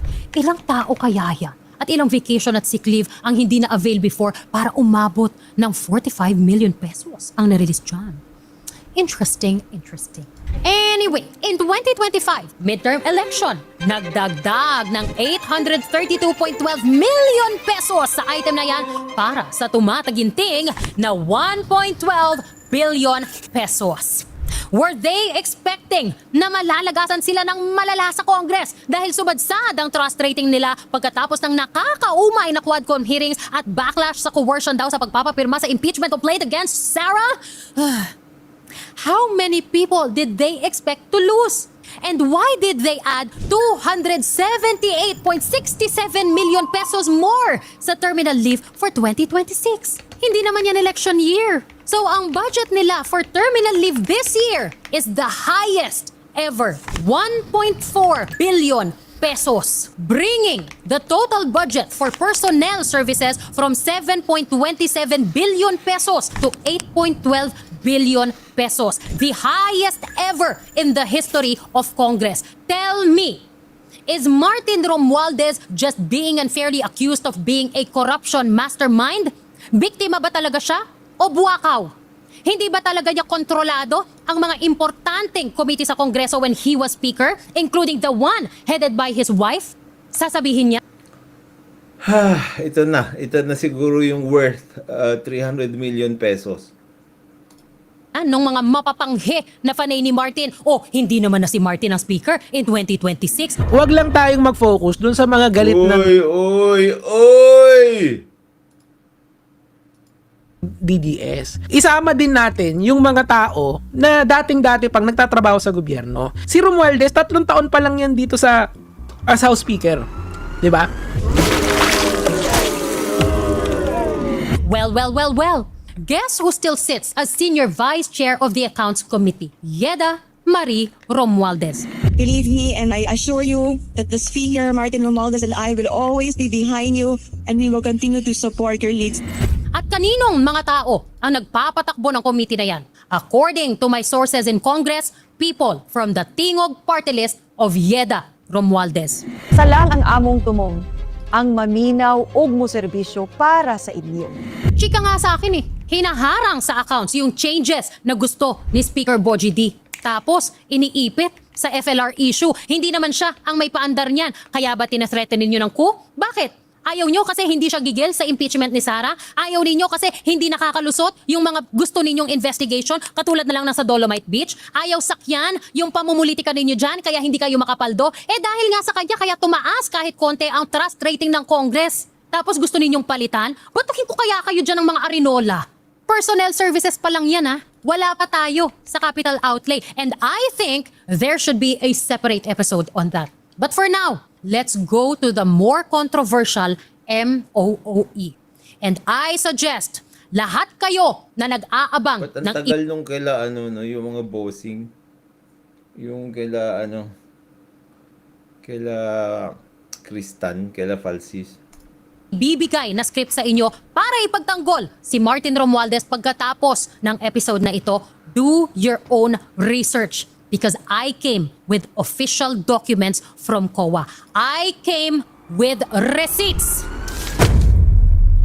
Traveling expenses. Pasok dito yung gastos sa local na biyahe ng mga congressman at secretariat at support staff for official functions and investigations. Pati ang airfare and transportation allowances kapag umuwi sa districts nila ang mga congressman o baka papunta sa bundok. Kasama din yung iba kasi dyan sa Congress, sa bundok nagre-research yung kanilang mga staff, allegedly. Kasama din yung mga official na biyahe nila abroad. And by the way, nasa speaker din kung sino ang gusto niyang kasama sa mga overseas trips. May pocket money pa daw yan between $1,000 to $2,000. Ibig sabihin, accommodation, transportation, pati pocket money, sagot natin yan. From 1.6 billion pesos in 2022, naging 2.58 billion pesos in 2025. Wow. Sana basketball to, para illegal yung traveling. By 950 million pesos in just 3 years. Pero kung titingnan natin ang amount sa COA report, nasa 500 to 560 million pesos lang ang actual na nagagastos on this item every year between 2022 and 2024. So bakit nagdagdag ng 400 million pesos para sa budget sa 2025? Dahil eleksyon? Kailangan may appearance si Best Speaker of the House. 1.12 to 1.6 billion pesos ang difference between what's in COA's record and the GAA budget. Saan ni-realign ang difference na yan? Is there a way na makita natin lahat yan o tanggapin na lang natin na nasa Martin Luther Fund na yan? Ang training and scholarship from 42 million pesos in 2022 naging 64 million pesos in 2024 at naging 94.53 million pesos in 2025. So between 2022 to 2025, tumaas ang budget dito by 52 million pesos. Ang justification sa 2024 COA report, tumaas ang budget kasi tumaas daw ang fee sa face-to-face trainings, conventions, and seminars. Explain to us then, bakit ang gastos for years 2022 hanggang 2024 na nasa COA report, nasa 3.95 to 6.5 million pesos lang? Ano ang basehan ng 94.5 million for 2025? Halos 88 million pesos na diferensya sa reported sa COA at sa budget sa GAA. Kayong mga empleyado ng mga congressman, alam ba ninyo na may ganyang kalaking budget para dyan ng Congress? Nagamit nga ba ninyo yan? O pang Martin Luther Fund na lang?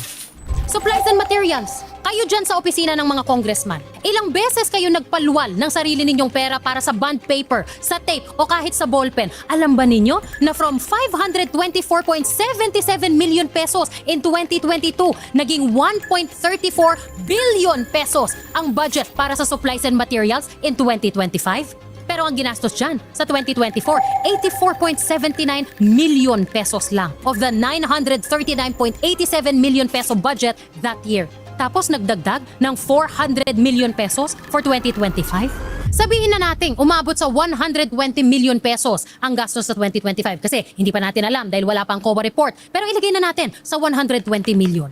1.22 billion pesos pa ang matitira. Again, saan kaya nire-align yan? At ang mas mahalagang tanong, how sure are we na walang nagamit dyan sa eleksyon? Dahil kung staff ka ng incumbent at gumamit ka halimbawa kahit kalahating rim ng bond paper para mag-print ng campaign materials, violation ng election code na yan, misuse of public fund na yan, graft na po yan. May sumilip na ba dyan? Masisilip ba yan? O lost na to to the Martin Luther Fund. Utility, oh my God, utility. Kuryente at tubig. In 2022, ang budget dyan ay 485.47 million pesos. Ang nagastos, according to COA records, 105 million pesos. May bills ito may bills, may kopya. In 2023, naging 125 million pesos ang actual recorded spending sa COA report. 2024, bumaba at 113 million pesos lang ang nagastos kahit na tumaas to 854 million pesos ang inilagay na budget dyan. So bakit ang budget na nilagay ng mag-asawang Romualdez para sa utilities for 2025 ay 1.35 billion pesos? Bumaba na nga ang bills ng 2024, particularly ang kuryente, according to the COA report, dahil may energy conservation measures daw dyan sa house. May solar panels at nagkaroon ng solar-powered streetlights. So bakit nagdagdag ng 500 million pesos para sa utility ng 2025? Steady lang ang utilities between 100 to 125 million sa mga naunang taon. Tapos magdadagdag kayo ng 500 million pesos? Bakit? Saan mapupunta yung 1.23 billion pesos na sobra? May mga temperature controlled volts na ba na matakaw sa kuryente kaya budget ng Congress na lang ipapasa ang bill? Ang tanong ko dito, kapag kunwari kulang na kulang, 'di ba, yung pinasa nila sa COA na liquidation nila, ano ang gagawin ng COA ba dapat doon? Wala na? 'Di ba? Yun ang maganda ko. Kasi pag titignan nyo talaga, sobrang daming nawawalang pera eh. Oh my gosh. Para ba yan sa Martin Luther Fund? Ito pala yun, Martin Sinabi. Luther Fund ng Martin Luther Fund. Communication. Ito yung budget para sa telepono, internet, tsaka postage and courier services. From 2022 hanggang 2024, ang actual na gastos dito nasa 274 million pesos lang hanggang 280 million pesos. Steady lang. So why did the budget for that go up from 562 million pesos in 2022, again, a presidential election year, to 1.89 billion pesos in 2025, just a midterm election? 280 million lang sa nakaraang taon ang liquidated for this item sa record ng COA. Tapos, ang brilliant idea ng mga Romualdez, dagdagan ng 600 million pesos the following year. Ano ito? Telebabad? Hindi uso ang unli data? Para saan ang difference na 1.61 billion pesos? Para sa Martin Luther Fund? Professional services para sa legal, auditing, and consultancy. Isa pa to, naku.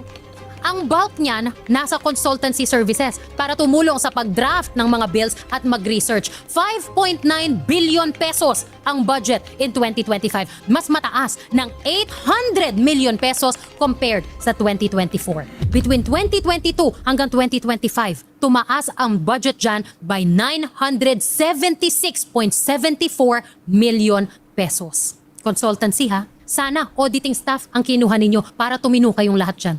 Ayaw nyo sa auditors? Halatang allergic kayo no? Sa mga auditors kasi hindi mapupunta sa Martin Luther Fund kapag maraming auditor. Ito pa, general services, mga janitor, security. Wow! From 214.96 million pesos noong 2022, tinaas ang budget para dito to 425 million pesos in 2025. Excuse me po, 130 million lang ang pinakamataas na ginastos ninyo dyan according to COA, and that was in 2023. In 2024, bumaba pa yan to 104 million pesos kahit tumaas by 14 million pesos ang budget sa GAA. Why then did they add 175 million pesos para sa 2025? Tapos, from 425 million pesos, bumaba ulit to 297.5 million pesos ng 2026. Kahit tapatan pa natin ang pinakamalaking nagastos dyan na 130 million pesos. Dagdagan pa natin ng 10 million pesos dahil election year 2025. Baka kinailangan ninyo ng tagalinis, pati ng mga konsensya ninyo. 425 minus 140. May 285 million pesos pa na sosobra. Ang yaman ng Pilipinas, no? Doon sa mga bago lang dito, papaliwanag ko ulit ha. Itong mga pondo na ito, these are not funds for the executive department.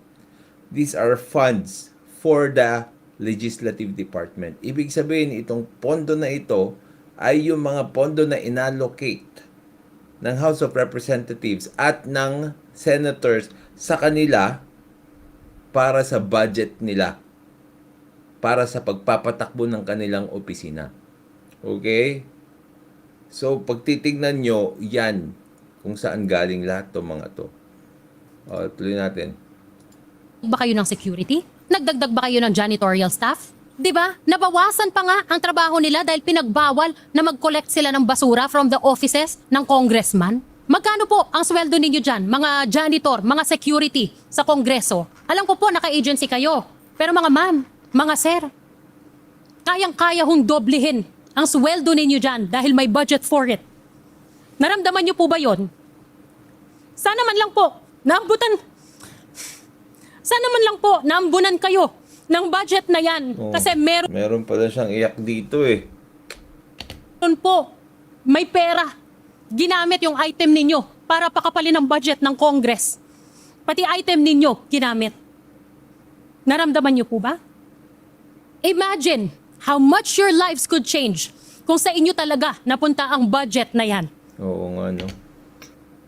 Grabe talaga yung kawawa dito, talaga yung mga mabababa ang posisyon eh.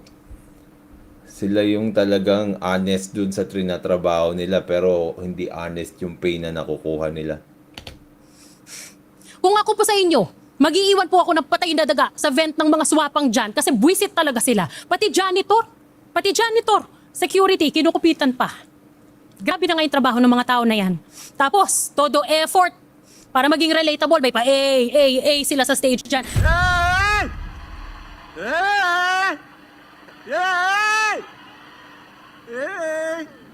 Tapos ganyan ang trato ho sa inyo ng mga janitor. Gago. Napakagago ho. 'Di ba? Sana sa inyo napunta. Hindi sa Martin Luther Fund. 'Di ba?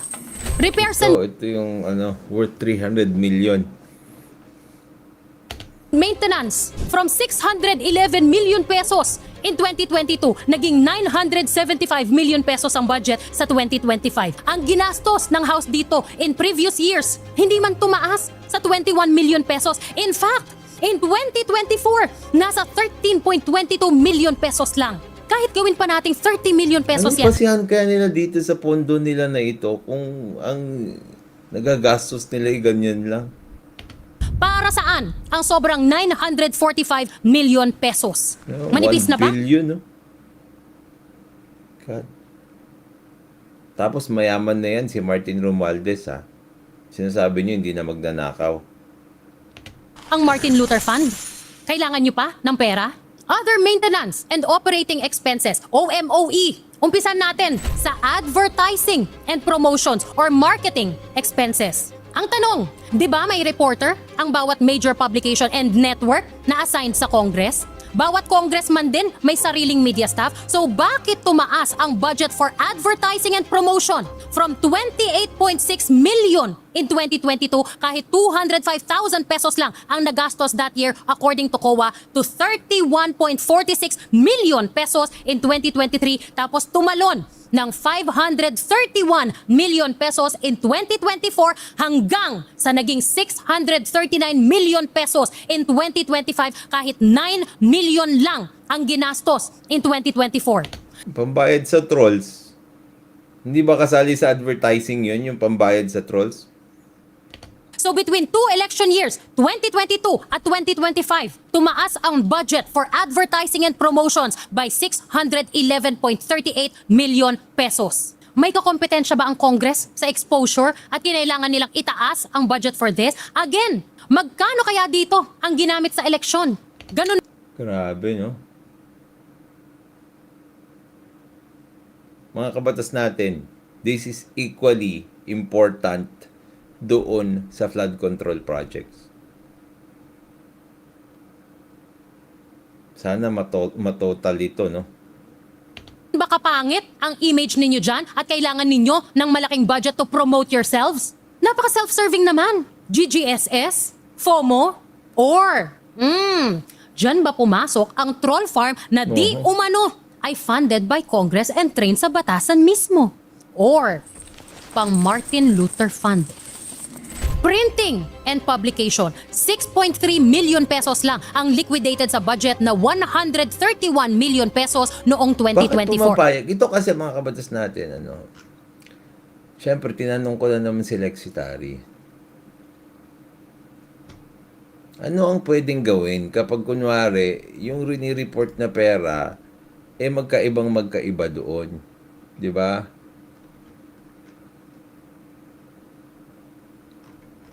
Depende sa defect. Sabi niya.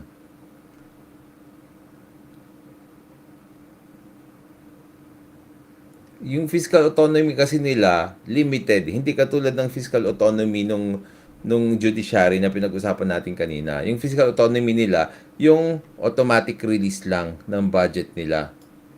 Okay? Tapos, but it cuts both ways. Once released, the use and liquidation of the budget is a matter of internal legislative privilege, separation of powers. So ito, kapag funds misapplied by legislators, yung pork barrel, typos, enactment, intervention, strike down the scheme as unconstitutional under separation of powers. Belhica versus Ochoa. Ito yung mga pork barrel. Lump sum fund with no proper liquidation reported to COA. COA may flag it in its annual report audit. Congress may be cited for failure to comply with COA rules. Legal basis, PD 1445. Funds appropriated but not used for intended purpose. Petition for mandamus plus declaratory relief. COA disallowance. Ang NARS party list versus executive secretary. Appropriation law itself is defective. Petition for certiorari prohibition. Void appropriation. Criminal misuse. Unauthorized disbursement of congressional funds. Complaint for graft. Republic Act 3019. Malversation. Falsification.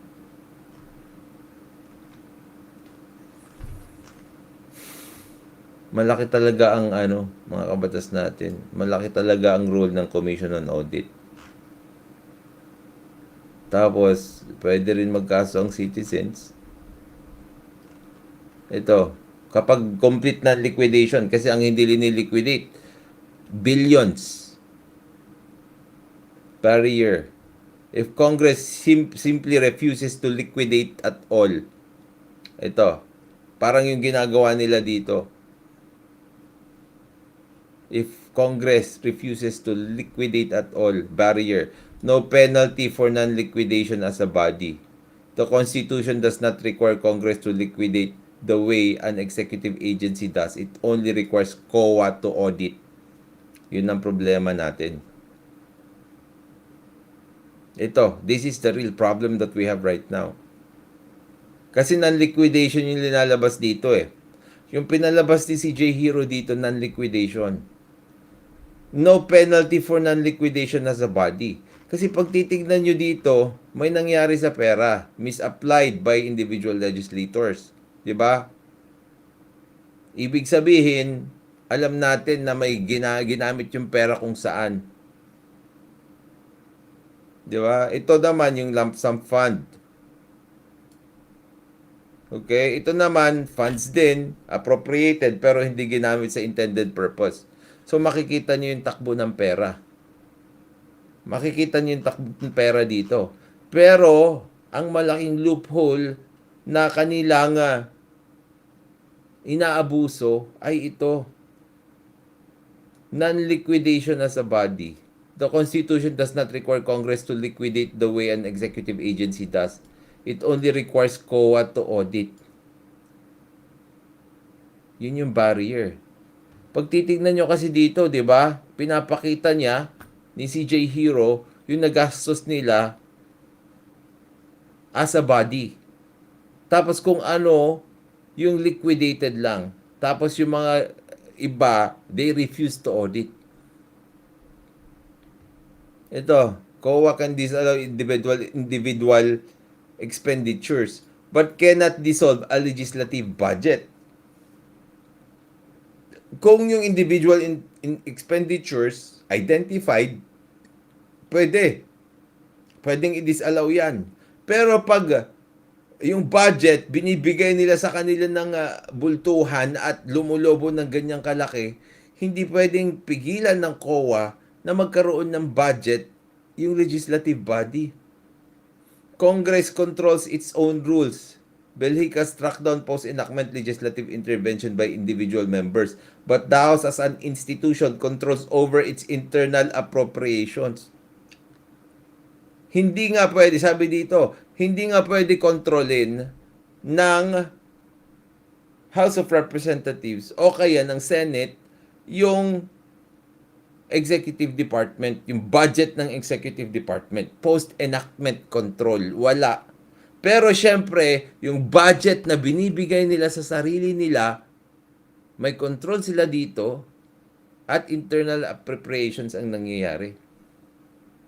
Ito ang nakakainis. Bottom line, there is no criminal or civil remedy against Congress as a body for failing to liquidate its budget unless specific individuals engaged in fraud, malversation, or graft.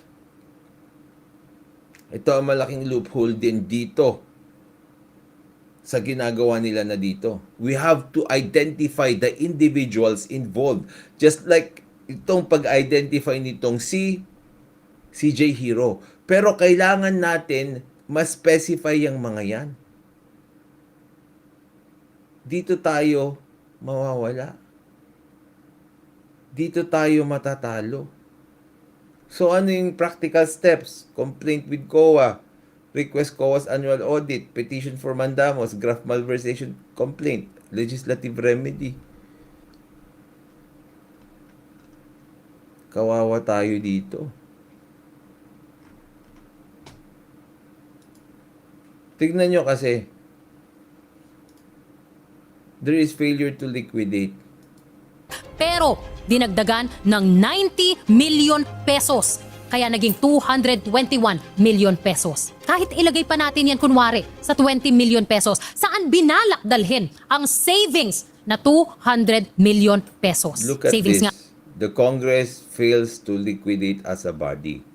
If we cannot pinpoint or actually trace who pocketed this money, it will be a very, very difficult battle. Aba talaga? O pang Martin Luther Fund?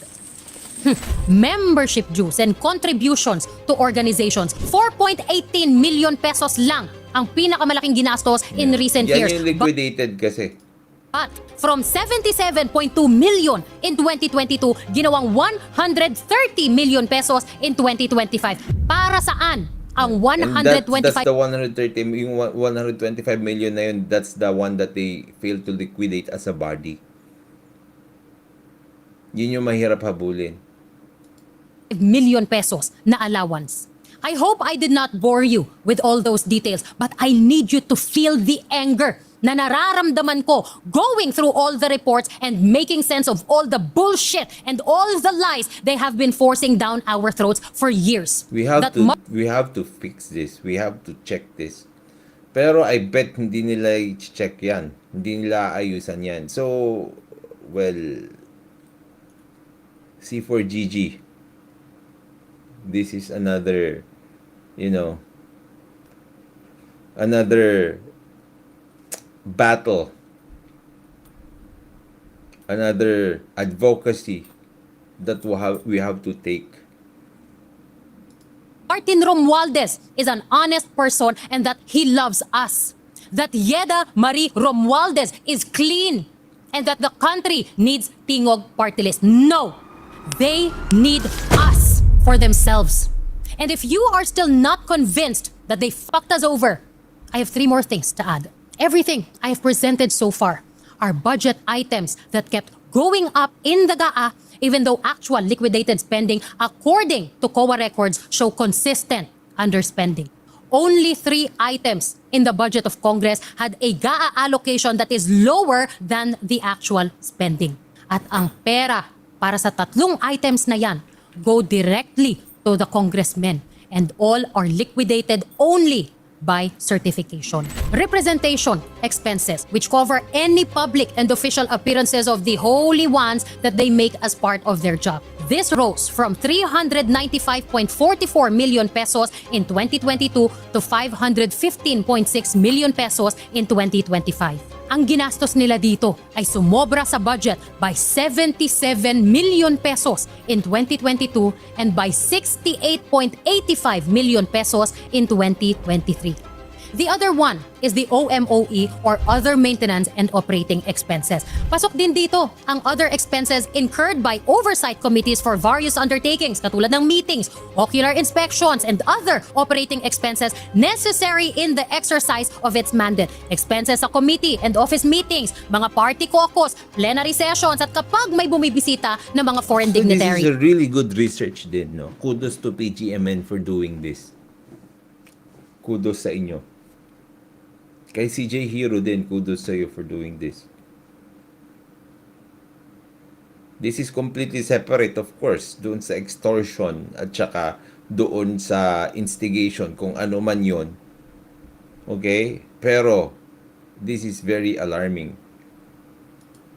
May public affairs fund din dyan at ang district operating expenses ng lahat ng House members. Socio-cultural related activities of HREP, gender and development related expenses, other miscellaneous expenses that are necessary in aid of legislation. So medyo malawak ang cover dito. Sa 2.29 billion pesos na budget for this in 2022, ang reported na gastos sa COA sa kanilang record ay over 5 billion pesos. Yun ang problema. Those are unliquidated. Unliquidated by the body. Not per individual.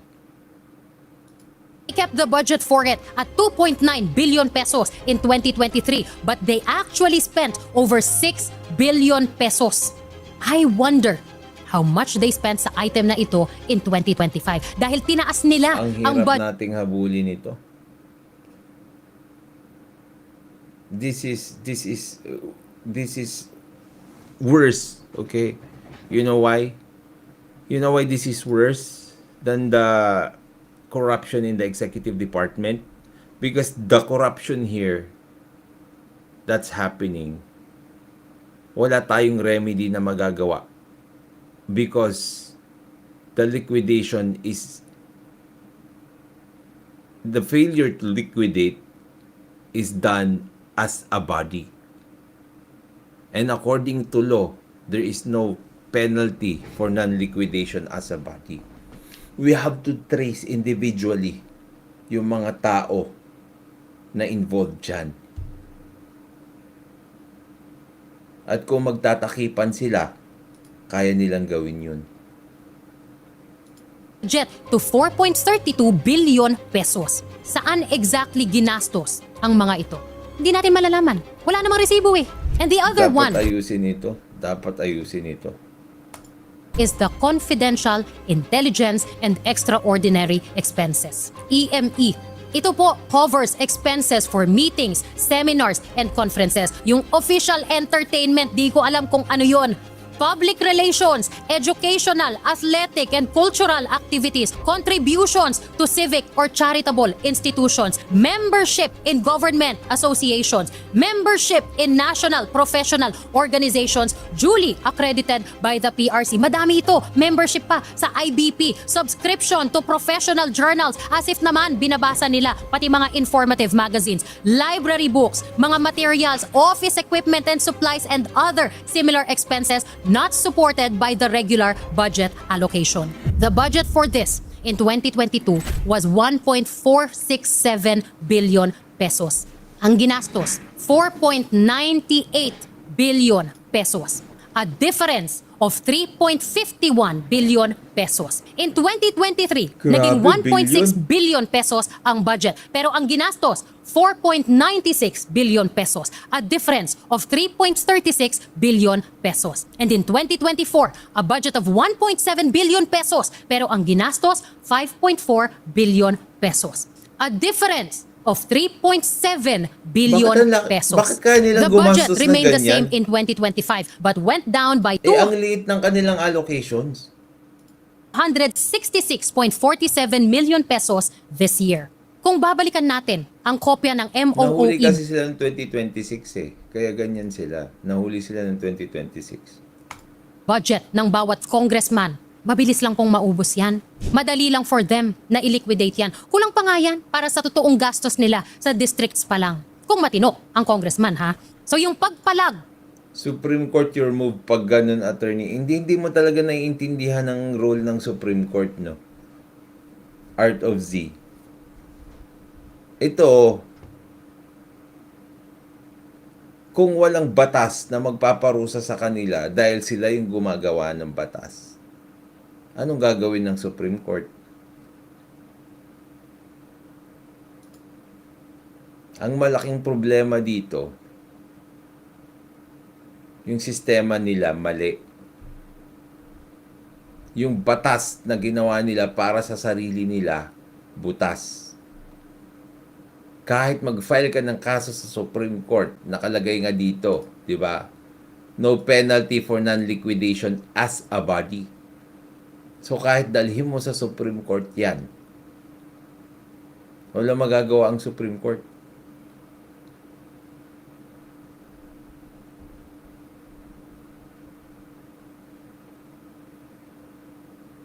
Kailangan mo i-identify individually kung sino yung mga tao na merong kinurakot doon. Hindi trabaho ng Supreme Court yun. Ang trabaho ng Supreme Court, pag may dinala na issue sa kanila, yun.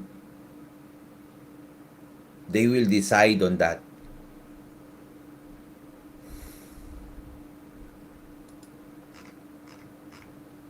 Hindi Supreme Court yan. Work in luxury, di ba? What a life. Yeah, because they can liquidate by certification. Even if they can liquidate by certification, hindi pa rin sila nagli-liquidate.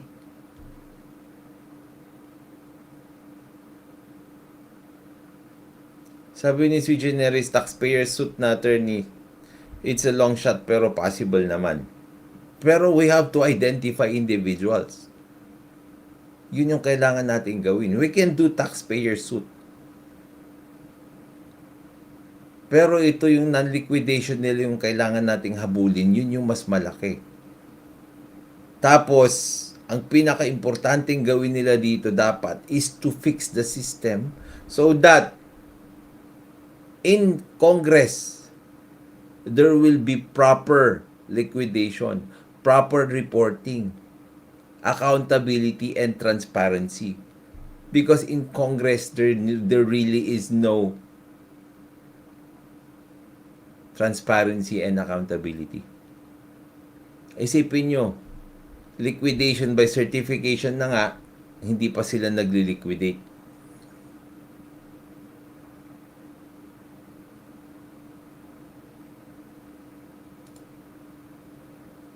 Di ba? Isipin nyo yun. Liquidation by certification na nga, hindi pa sila nagli-liquidate. Yun yung pinakamalaking problema natin dito.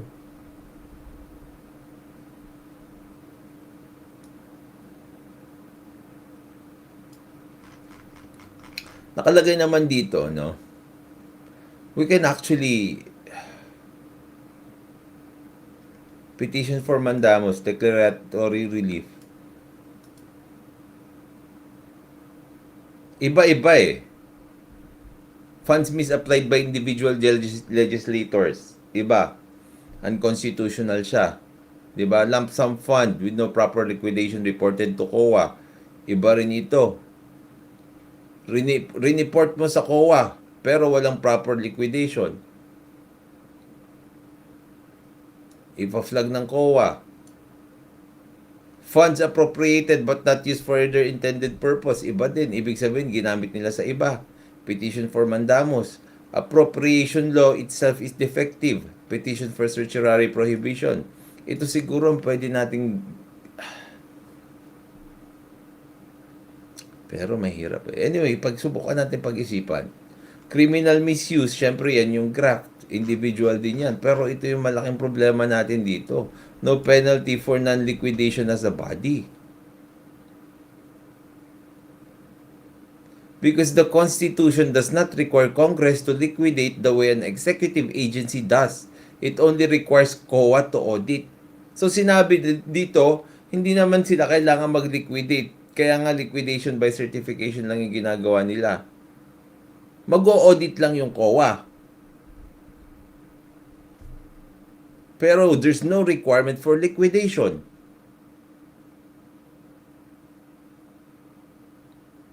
Yun yung mga barriers natin dito. COA can disallow individual expenditures pag itemized lang siya. But it cannot dissolve a legislative budget. Hindi naman nila ina-itemize yung budget nila. Binibigay naman nila sa sarili nila yon.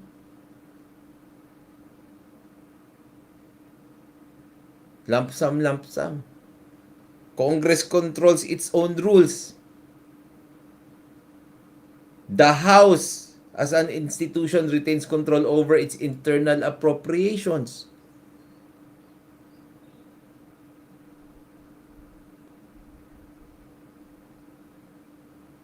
Yun ang problema dito.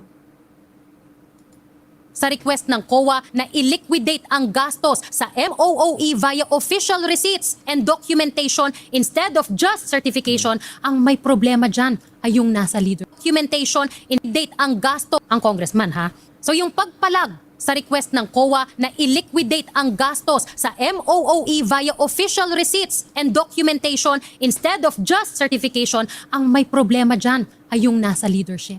Ang may problema dyan ay yung ayaw makita na ginamit nila sa pamumulitika ang budget na yan o ginamit nila for expenses other than what they were for.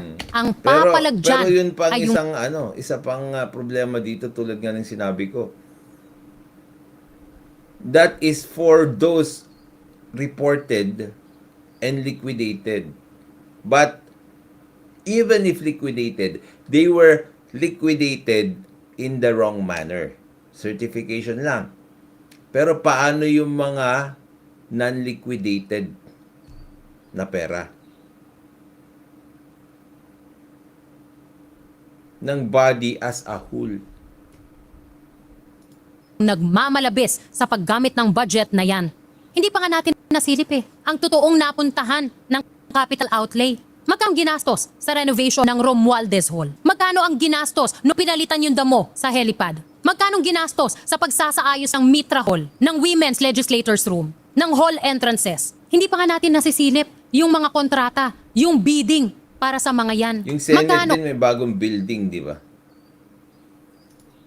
Ang ginagastos every day sa buffet sa Speaker's Social Hall, Appropriations Chair Office, tsaka sa Accounts Office. Magkano pa buffet sa office ng majority at minority leaders, sa South Lounge, yung mga pakain kapag may committee hearings, yung bidding sa office supplies, construction, tsaka renovation works, SONA production, ang dami pa po nating hindi nasisilip. Lahat yan dumadaan sa accounts. Kay Yeda Marie Romualdez. I'd like to sit down with the governor and see what he needs and how we can also help, diba? And how we can work together as a first nominee of Tingog. I want to talk to him kung ano yung mga needs in Eastern Samar, what we can do to help, and how can we... Ngayon nga binackground siya di ba? Hindi siya nagsasalita si Asidre. Create a better relationship also. Magkano dyan ang napupunta lang sa Martin Luther Fund? Sa sobrang dami ng pera ng Congress, kapag tumambay ka daw sa land bank dyan, kahon-kahon nilalabas ang pera. As much as 200 million pesos a day. Accounted for ba lahat yan? Babalikan ko ang tanong ko kanina, with the pattern na nakita natin sa budget ng Congress, lalo na sa ilalim ni Martin Romualdez, can you honestly say that the savings being realigned to and within MOOE are legitimate savings and that there is no padding or over-appropriation happening? Hindi kasi na savings yun Kasi ang ginagawa nila, kunwari savings. Pero maglalagay na sila ng sobra-sobrang budget nila para meron silang malarong pera. Ganun yun. Those are not savings. Sinadya talaga na lakihan yung pera more than doon sa magagastos nila. Kaya pag nakikita nyo, di ba, yung nagagastos nila maliit lang. Ngayon, tataasan nila. Tapos sasabihin nila may savings sila. Hindi savings yon. Intentionally inappropriate yun sa kanila para magmukha na meron silang savings. When in fact, wala. Kasi nga, sinadya nila yon na perang lalaruin nila. Savings must be incidental to execution. Hindi po ito dapat designed into the... Sabi ni John Ruy, can we pass petition ba, attorney, para maripaso yung loophole na yan? Or baka pwedeng ilapit sa mga matitinong senator para magsimulang ayusin ng batas. Ang tanong, sino yung matitino? It will be very difficult. Tignan niyo yung nangyayari doon sa tignan niyo yung nangyayari doon sa anti-political dynasty law. Sinisindikato lang naman lahat dyan sa Congress eh. Tignan niyo yung mga naipapasang batas, yung mga batas na hindi natin kailangan. If they really, if the people in Congress really care about us, alam niyo yung number 1 na ipapasa nila dapat? Yung Fair Collections Act. Di ba? Alam niyo yung Fair Collections Act? Yung kapag ikaw baon ka sa utang, tapos sisingilin ka, dapat sa legal na paraan ka lang sisingilin. Hindi nila pinapasa yun. Bakit? Ang daming naglalabi dyan na maraming pera para wag ipasa yun, para makapagharas sila ng mga taong walang pera. Di ba? Yung anti-slap law, para hindi nila magamit yung korte natin o yung pag-file ng kaso para harasin yung mga nagsasalita lang at ginagamit yung kanilang freedom of speech. Wala. Ano yung mga pumapasa? Yung mga para sa kanila lang. Wala. Ngayon, with the congressmen and the senators that we have, and with the bills that they're passing, and how they are trying to deceive the people in allegedly passing an anti-dynasty law, kalokohan na yun. Walang matitino ngayon.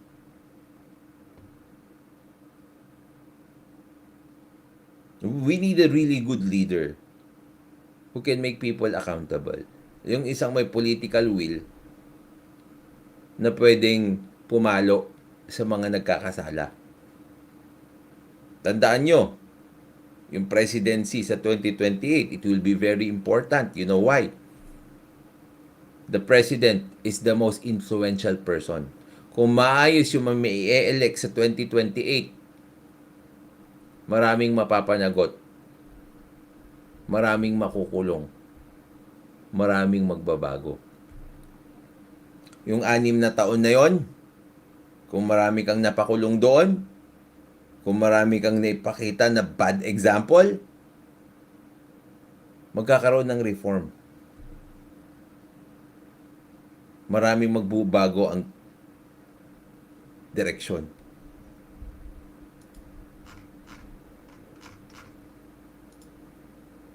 budget.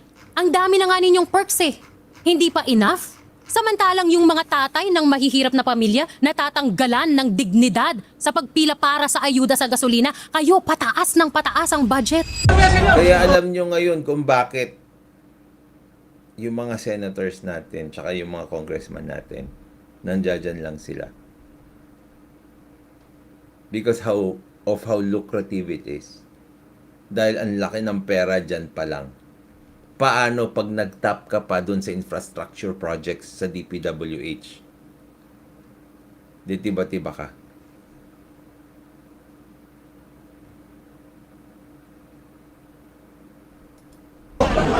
Sige!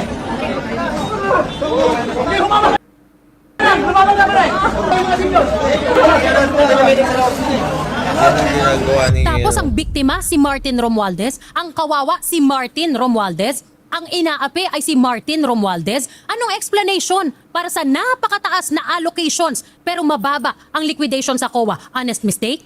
Late reporting? Nasaan ho ang mga resibo ninyo? Dapat kayo ang may disallowance kung transparency lang din ang pag-uusapan. Meanwhile, taon-taon, pataas ng pataas ang cash in bank ng Congress. Yun ang problema eh. Ito yun, no? Disallowance, di ba? Yung binanggit niya. In-identify na lahat ni Lexitary yung problema natin dyan. They cannot remove the whole amount. Yung disallowance na yan, sa line items mo lang magagawa.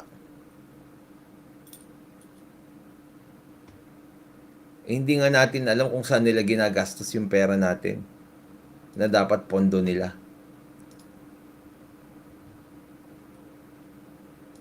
3.95 billion pesos in 2019. Nadagdagan ng 220 million in 2020 kaya naging 4.17 billion. Nadagdagan ulit ng 2.5 billion pesos kaya naging 6.67 billion pesos in 2021. Nadagdagan ulit ng 3.8 billion pesos kaya naging 10.47 billion pesos in 2022. Nadagdagan ng 8.19 billion pesos kaya naging 18.66 Pagpasok talaga ni Marcos lahat, no? Marcos Romualdez tandem, the best. Billion pesos in 2023. Nadagdagan ng 8.995 billion pesos kaya naging 27.65 billion pesos noong 2024. Ang pinakamalaking pagtalon ng pera ng Congress sa bangko ever. Para saan ho yan? Hindi naman kayo PhilHealth o SSS o GSIS na kailangan ng malaking reserve fund. Hindi din naman kayo nagbabalik ng pera na sobra sa budget ninyo sa National Treasury. So para saan ho yan? Sa Martin Luther Fund? This issue has been on his back for what, the past 7 months. Until I started to explain what happened in this thing, I think nobody was even talking about it, no? And I thought that it was not fair, no? But I think this is part of the reason why he has become so much a target for everyone, no? I understand you work with him, but I think we need to hold our leaders accountable.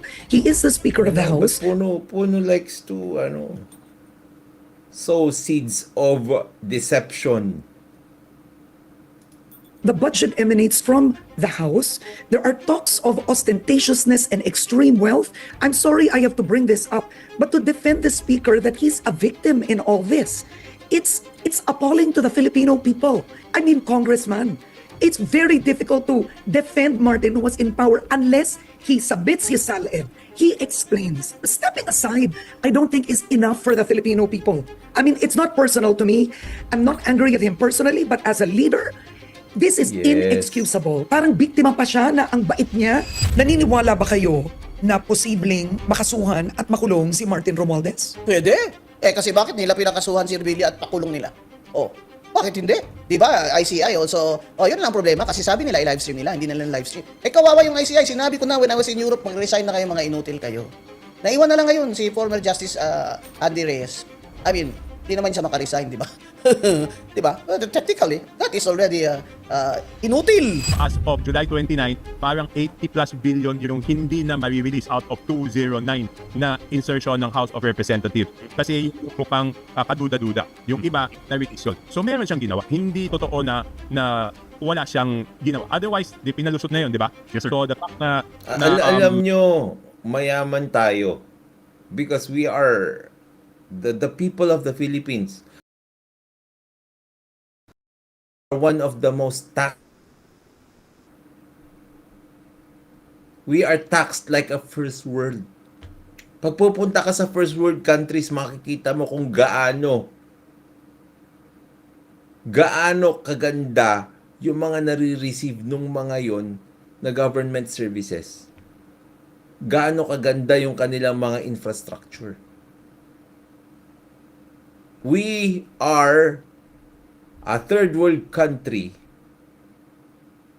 wherein ang mga tao tinatax na parang first world.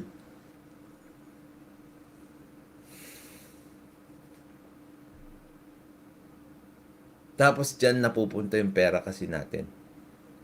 Kaya rin tayo hindi umaangat. Di ba we keep on saying we have the money, we have the resources, we have the people. We have natural resources. We have good tourism until now. Ngayon, bagsak na yung tourism natin. Pero mga kabatas natin, none of this are going back to the people. Binubulsa nila lahat. We need really reform. Malaking pagbabago. Maganda rin na in-expose ito ng Pgmn. And kudos to Pgmn. No? This research is not a joke. Maganda na na-compile niya yan at na-realize sa mga tao kung gaano kagrabe na talaga yung nangyayari dito. Kasi nga hindi lang executive ang problema. Legislative ang laking problema. Pinaaral sa akin, pinakuha yung records, unang-una at the fact na hinold. So merong ginawa. When Congress distorts the budget, it also distorts fiscal planning. Dahil Correct. Isa pa, mga kabatas natin na suggestion ko, let's use AI. When it comes to actually keeping records, we don't need blockchain. We need AI and transparency. Kapag pinapasok yung mga records, inaaral agad ng AI. Merong report ura-urada, segundo lang may report ka na. Just like how I developed Lexitary. Itong si Lexitary, mga kabatas natin, ang legal corpus niyan, hundreds of thousands of cases, doctrines, ano pa ba, laws, lahat, nandyan lahat, nasasagot niya lahat ng mga legal questions. Imagine ninyo, if we use AI, just like Lexitary, yung si Lexitary, tanungin mo siya, ano yung Republic Act ganto-ganto, sasagutin ka niya. Ano ang penalty sa ganto-ganto, sasagutin ka niya. What if we feed all? We have our own local AI per government, tapos doon sa country, yung buong bansa meron din, holistic. Reports lang, those are just numbers. It will not need isang malaking data center or storage. Siyempre, significant pa rin. Pero because they are not images, they are not videos, they are just numbers and letters. Ipasok mo doon. Tapos, tanungin mo doon, magkano yung budget ni ganto sa araw na ganto. Ibibigay niya lahat sa'yo. In seconds.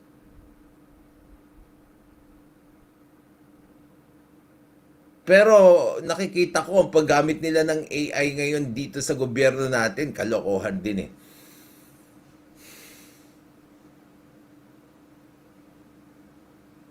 We need people, kung mag-spearhead tayo ng AI, we need people who really know how AI works. Hindi pwedeng kung sino-sinong tao lang. Sabi ni JV, AI is not stable but very powerful tool. AI is becoming stable. And AI can be stable as long as you put the correct guardrails. If you only work according to data, according to a corpus that you feed it, it can be stable. Tapos lagyan mo ng guardrails, just like what I did with Lexitary, may guardrails yan. Kapag gumawa siya ng sagot, tapos walang citation, it self-corrects itself. Siya na yung magsasabi, tinanggal ko na ito kasi hallucination yan. Pero tama yung doctrine.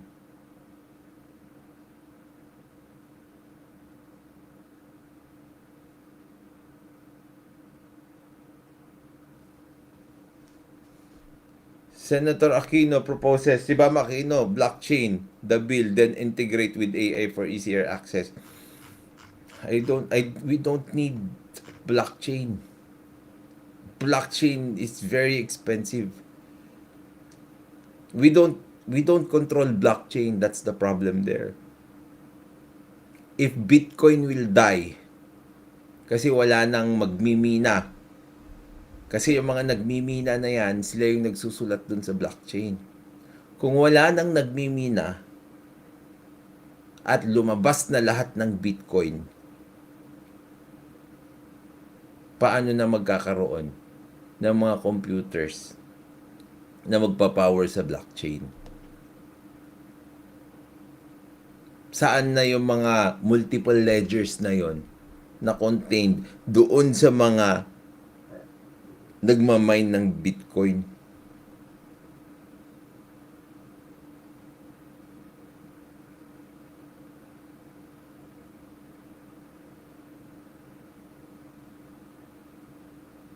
Attorney, wala na pong pambayad sa EGOV AI pa kaya. Hindi ako mayaman. Meron akong sariling AI. We have our own AI, BATASnatin.com. And I can boast that it's the latest technology in AI now. It's agentic, it's self-learning, it's self-correcting.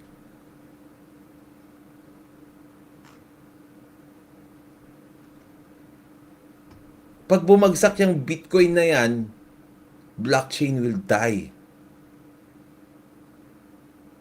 Sino magme-maintain ng mga ledger na yan? Kaya nga sinasabi ko, people should understand how blockchain works.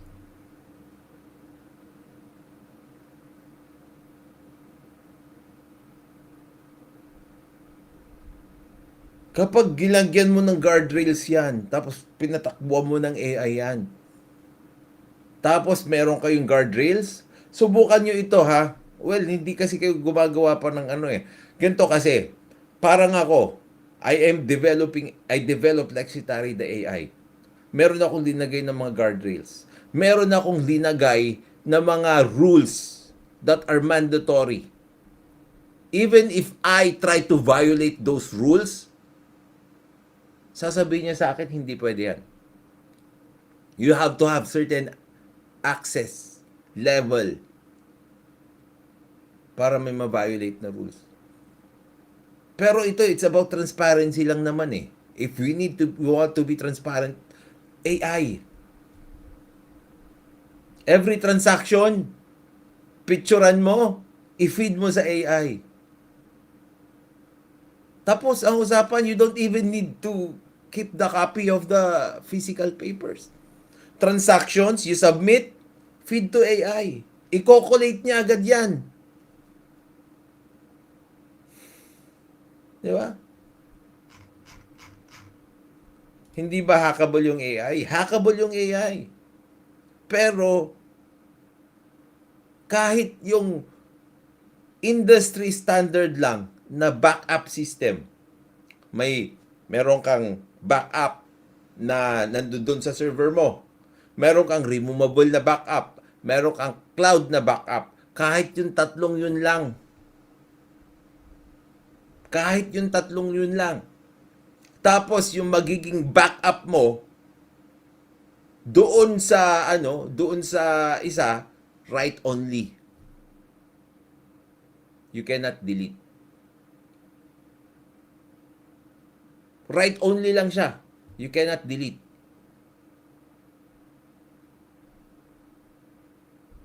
Tapos ang usapan. Yun lang, tatlo na yun. That's industry standard.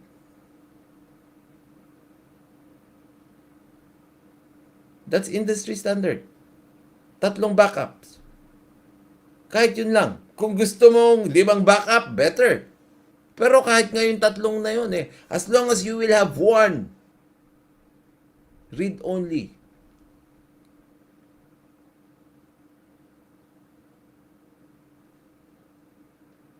Di ba? O, tuloy natin. May nagrereklamo na, saka na tayo mag-AI daw. Pero that's a good, that's a good direction to take. Construction cost, upload mo sa AI. Lahat upload mo sa AI. Tatago niya yan. Huwag blockchain like I told you. Blockchain will die eventually. Tuloy natin. We only have a few minutes left. Economic managers natin, binabase yung deficit programs, yung borrowing programs, yung expenditure targets natin on the figures in the GAA. So we should be able to confidently assume na lahat ng numero na nandito reflect real and executable needs. Kapag inflated ang numbers na yan from the start, mas malaki ang utangin ng gobyerno. Bababa ang allocation para sa ibang sectors or tatanggalan na lang ng budget ang project sa iba, all because of funding levels sa Congress that were never actually intended to be used as program. Tapos ito pa ang problema dito, mga kabatas natin. Remember, yung budget na nakukuha ng Congress dito, they are not returned as services to people. They are not converted into infrastructure. They are purely diretso sa bulsa. Atin na mga ordinaryong mamamayan yan.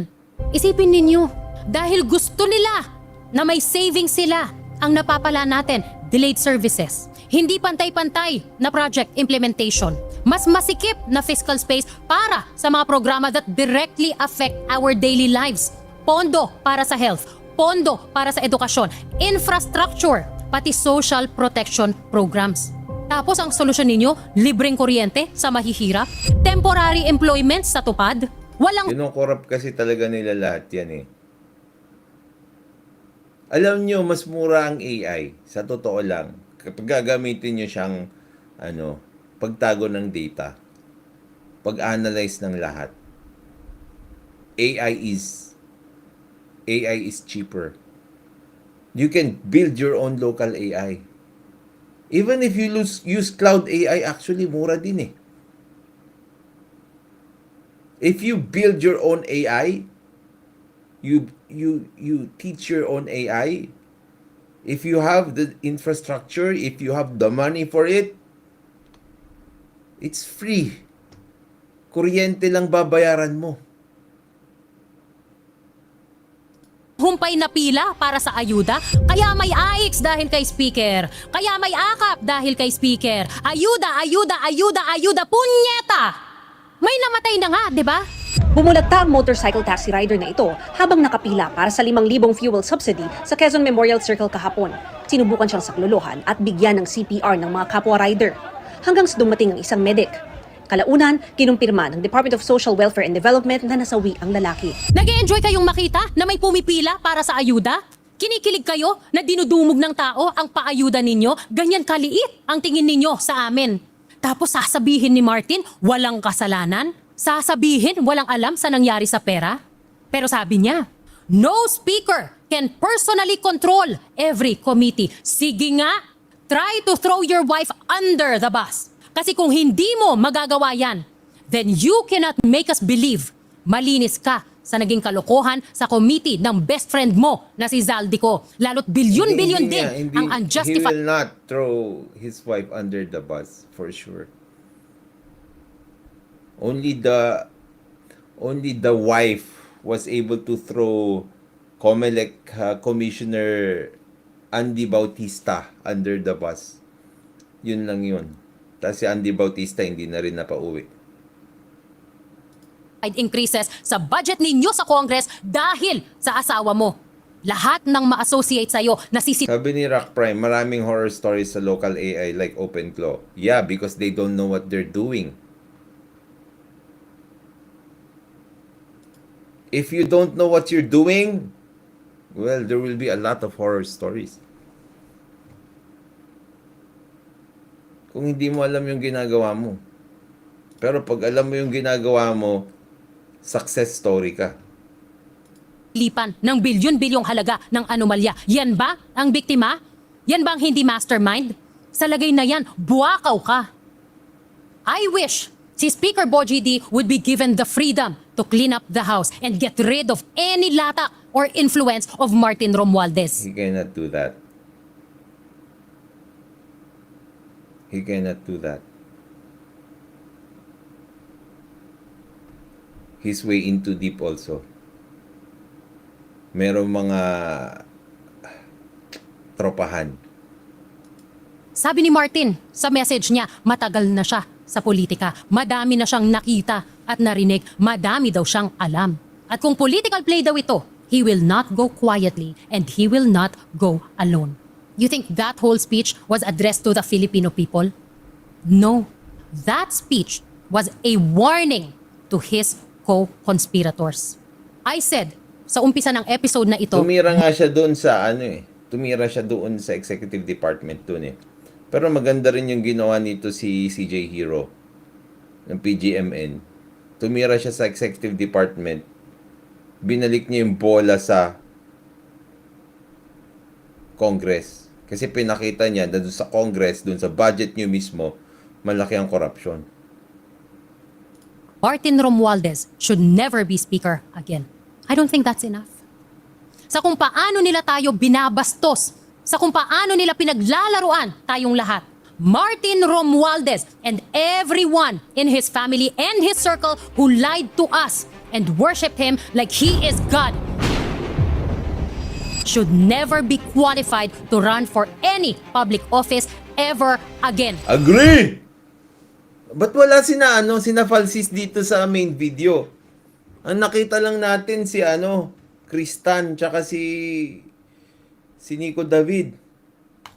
Dapat lamang na pinapalakpakan natin. Dapat lamang ipagtanggol natin sila. Ganyan sila, oh. Di ba? Dapat lamang na pinapalakpakan natin. Ang Revilla. Di ba? John Vic. Dapat lamang ipagtanggol natin sila. Tropa nila. Si Eda. Mas maingay, mas mataas ang bigay! Paano ba yan, Speaker? Mas maingay, mas mataas ang bigay! Yon! Makulong dapat kayong lahat. And all of you who will defend Martin Romualdez dito na siguro. after all of this, who will defend Yeda after all of this. Well, I'm happy that Martin expresses readiness to face the probe on the flood control mess, di ba? Kasi ba to, kung walang tinatago, ganyan ang sinagawa, di ba? Haharapin. Eka nga ni Dina Derima doon, I'm here, Mr. President. Do what you want to do to me. Bakit ba laging si Romualdez, si Boss Martin lang yung tinatarget ng mga DDS? Nagtataka ko rito eh. Kasi, totoo lang, yung flood control mess kasi, wala namang isang tao ang dapat sisihin dyan. Systemic problem siya. Kung kasali doon si Romualdez, doon sa sistema na yun, eh di panagutin nyo siya kung makikitaan nyo ng iba siya. Okay? Umarap siya sa ICI. Ba't nililihis lagi si Martin Romualdez? Yun yung tanong.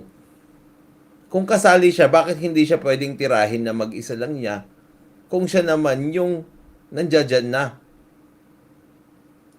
Ang findings ng ICI, no? Adverse. Sabi ni Italiano Gold. Ayan ng mga nasa payroll ni Tambi.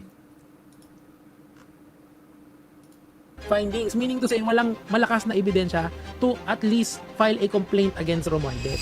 I am not done. One way or another, he will go down. And I will make sure you all go down with him. I am CJ Hero. Proudly, Pgmn. I'm taking them back.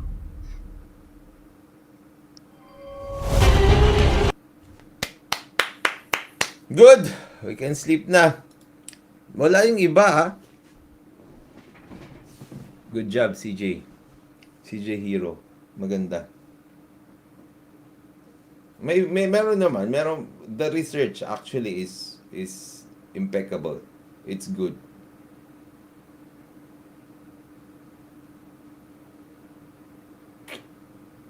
We have a lot to do. We have a lot of problems. But first, we have to sleep.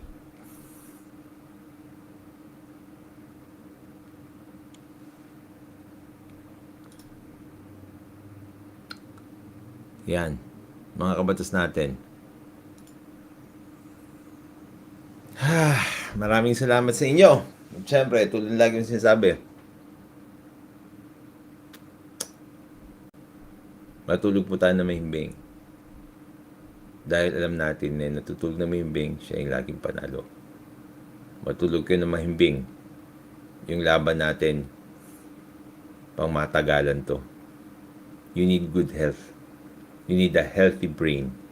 You need a prepared, ready brain. Madaming natutunan sa video, actually. Very good research. We needed that. Maraming salamat.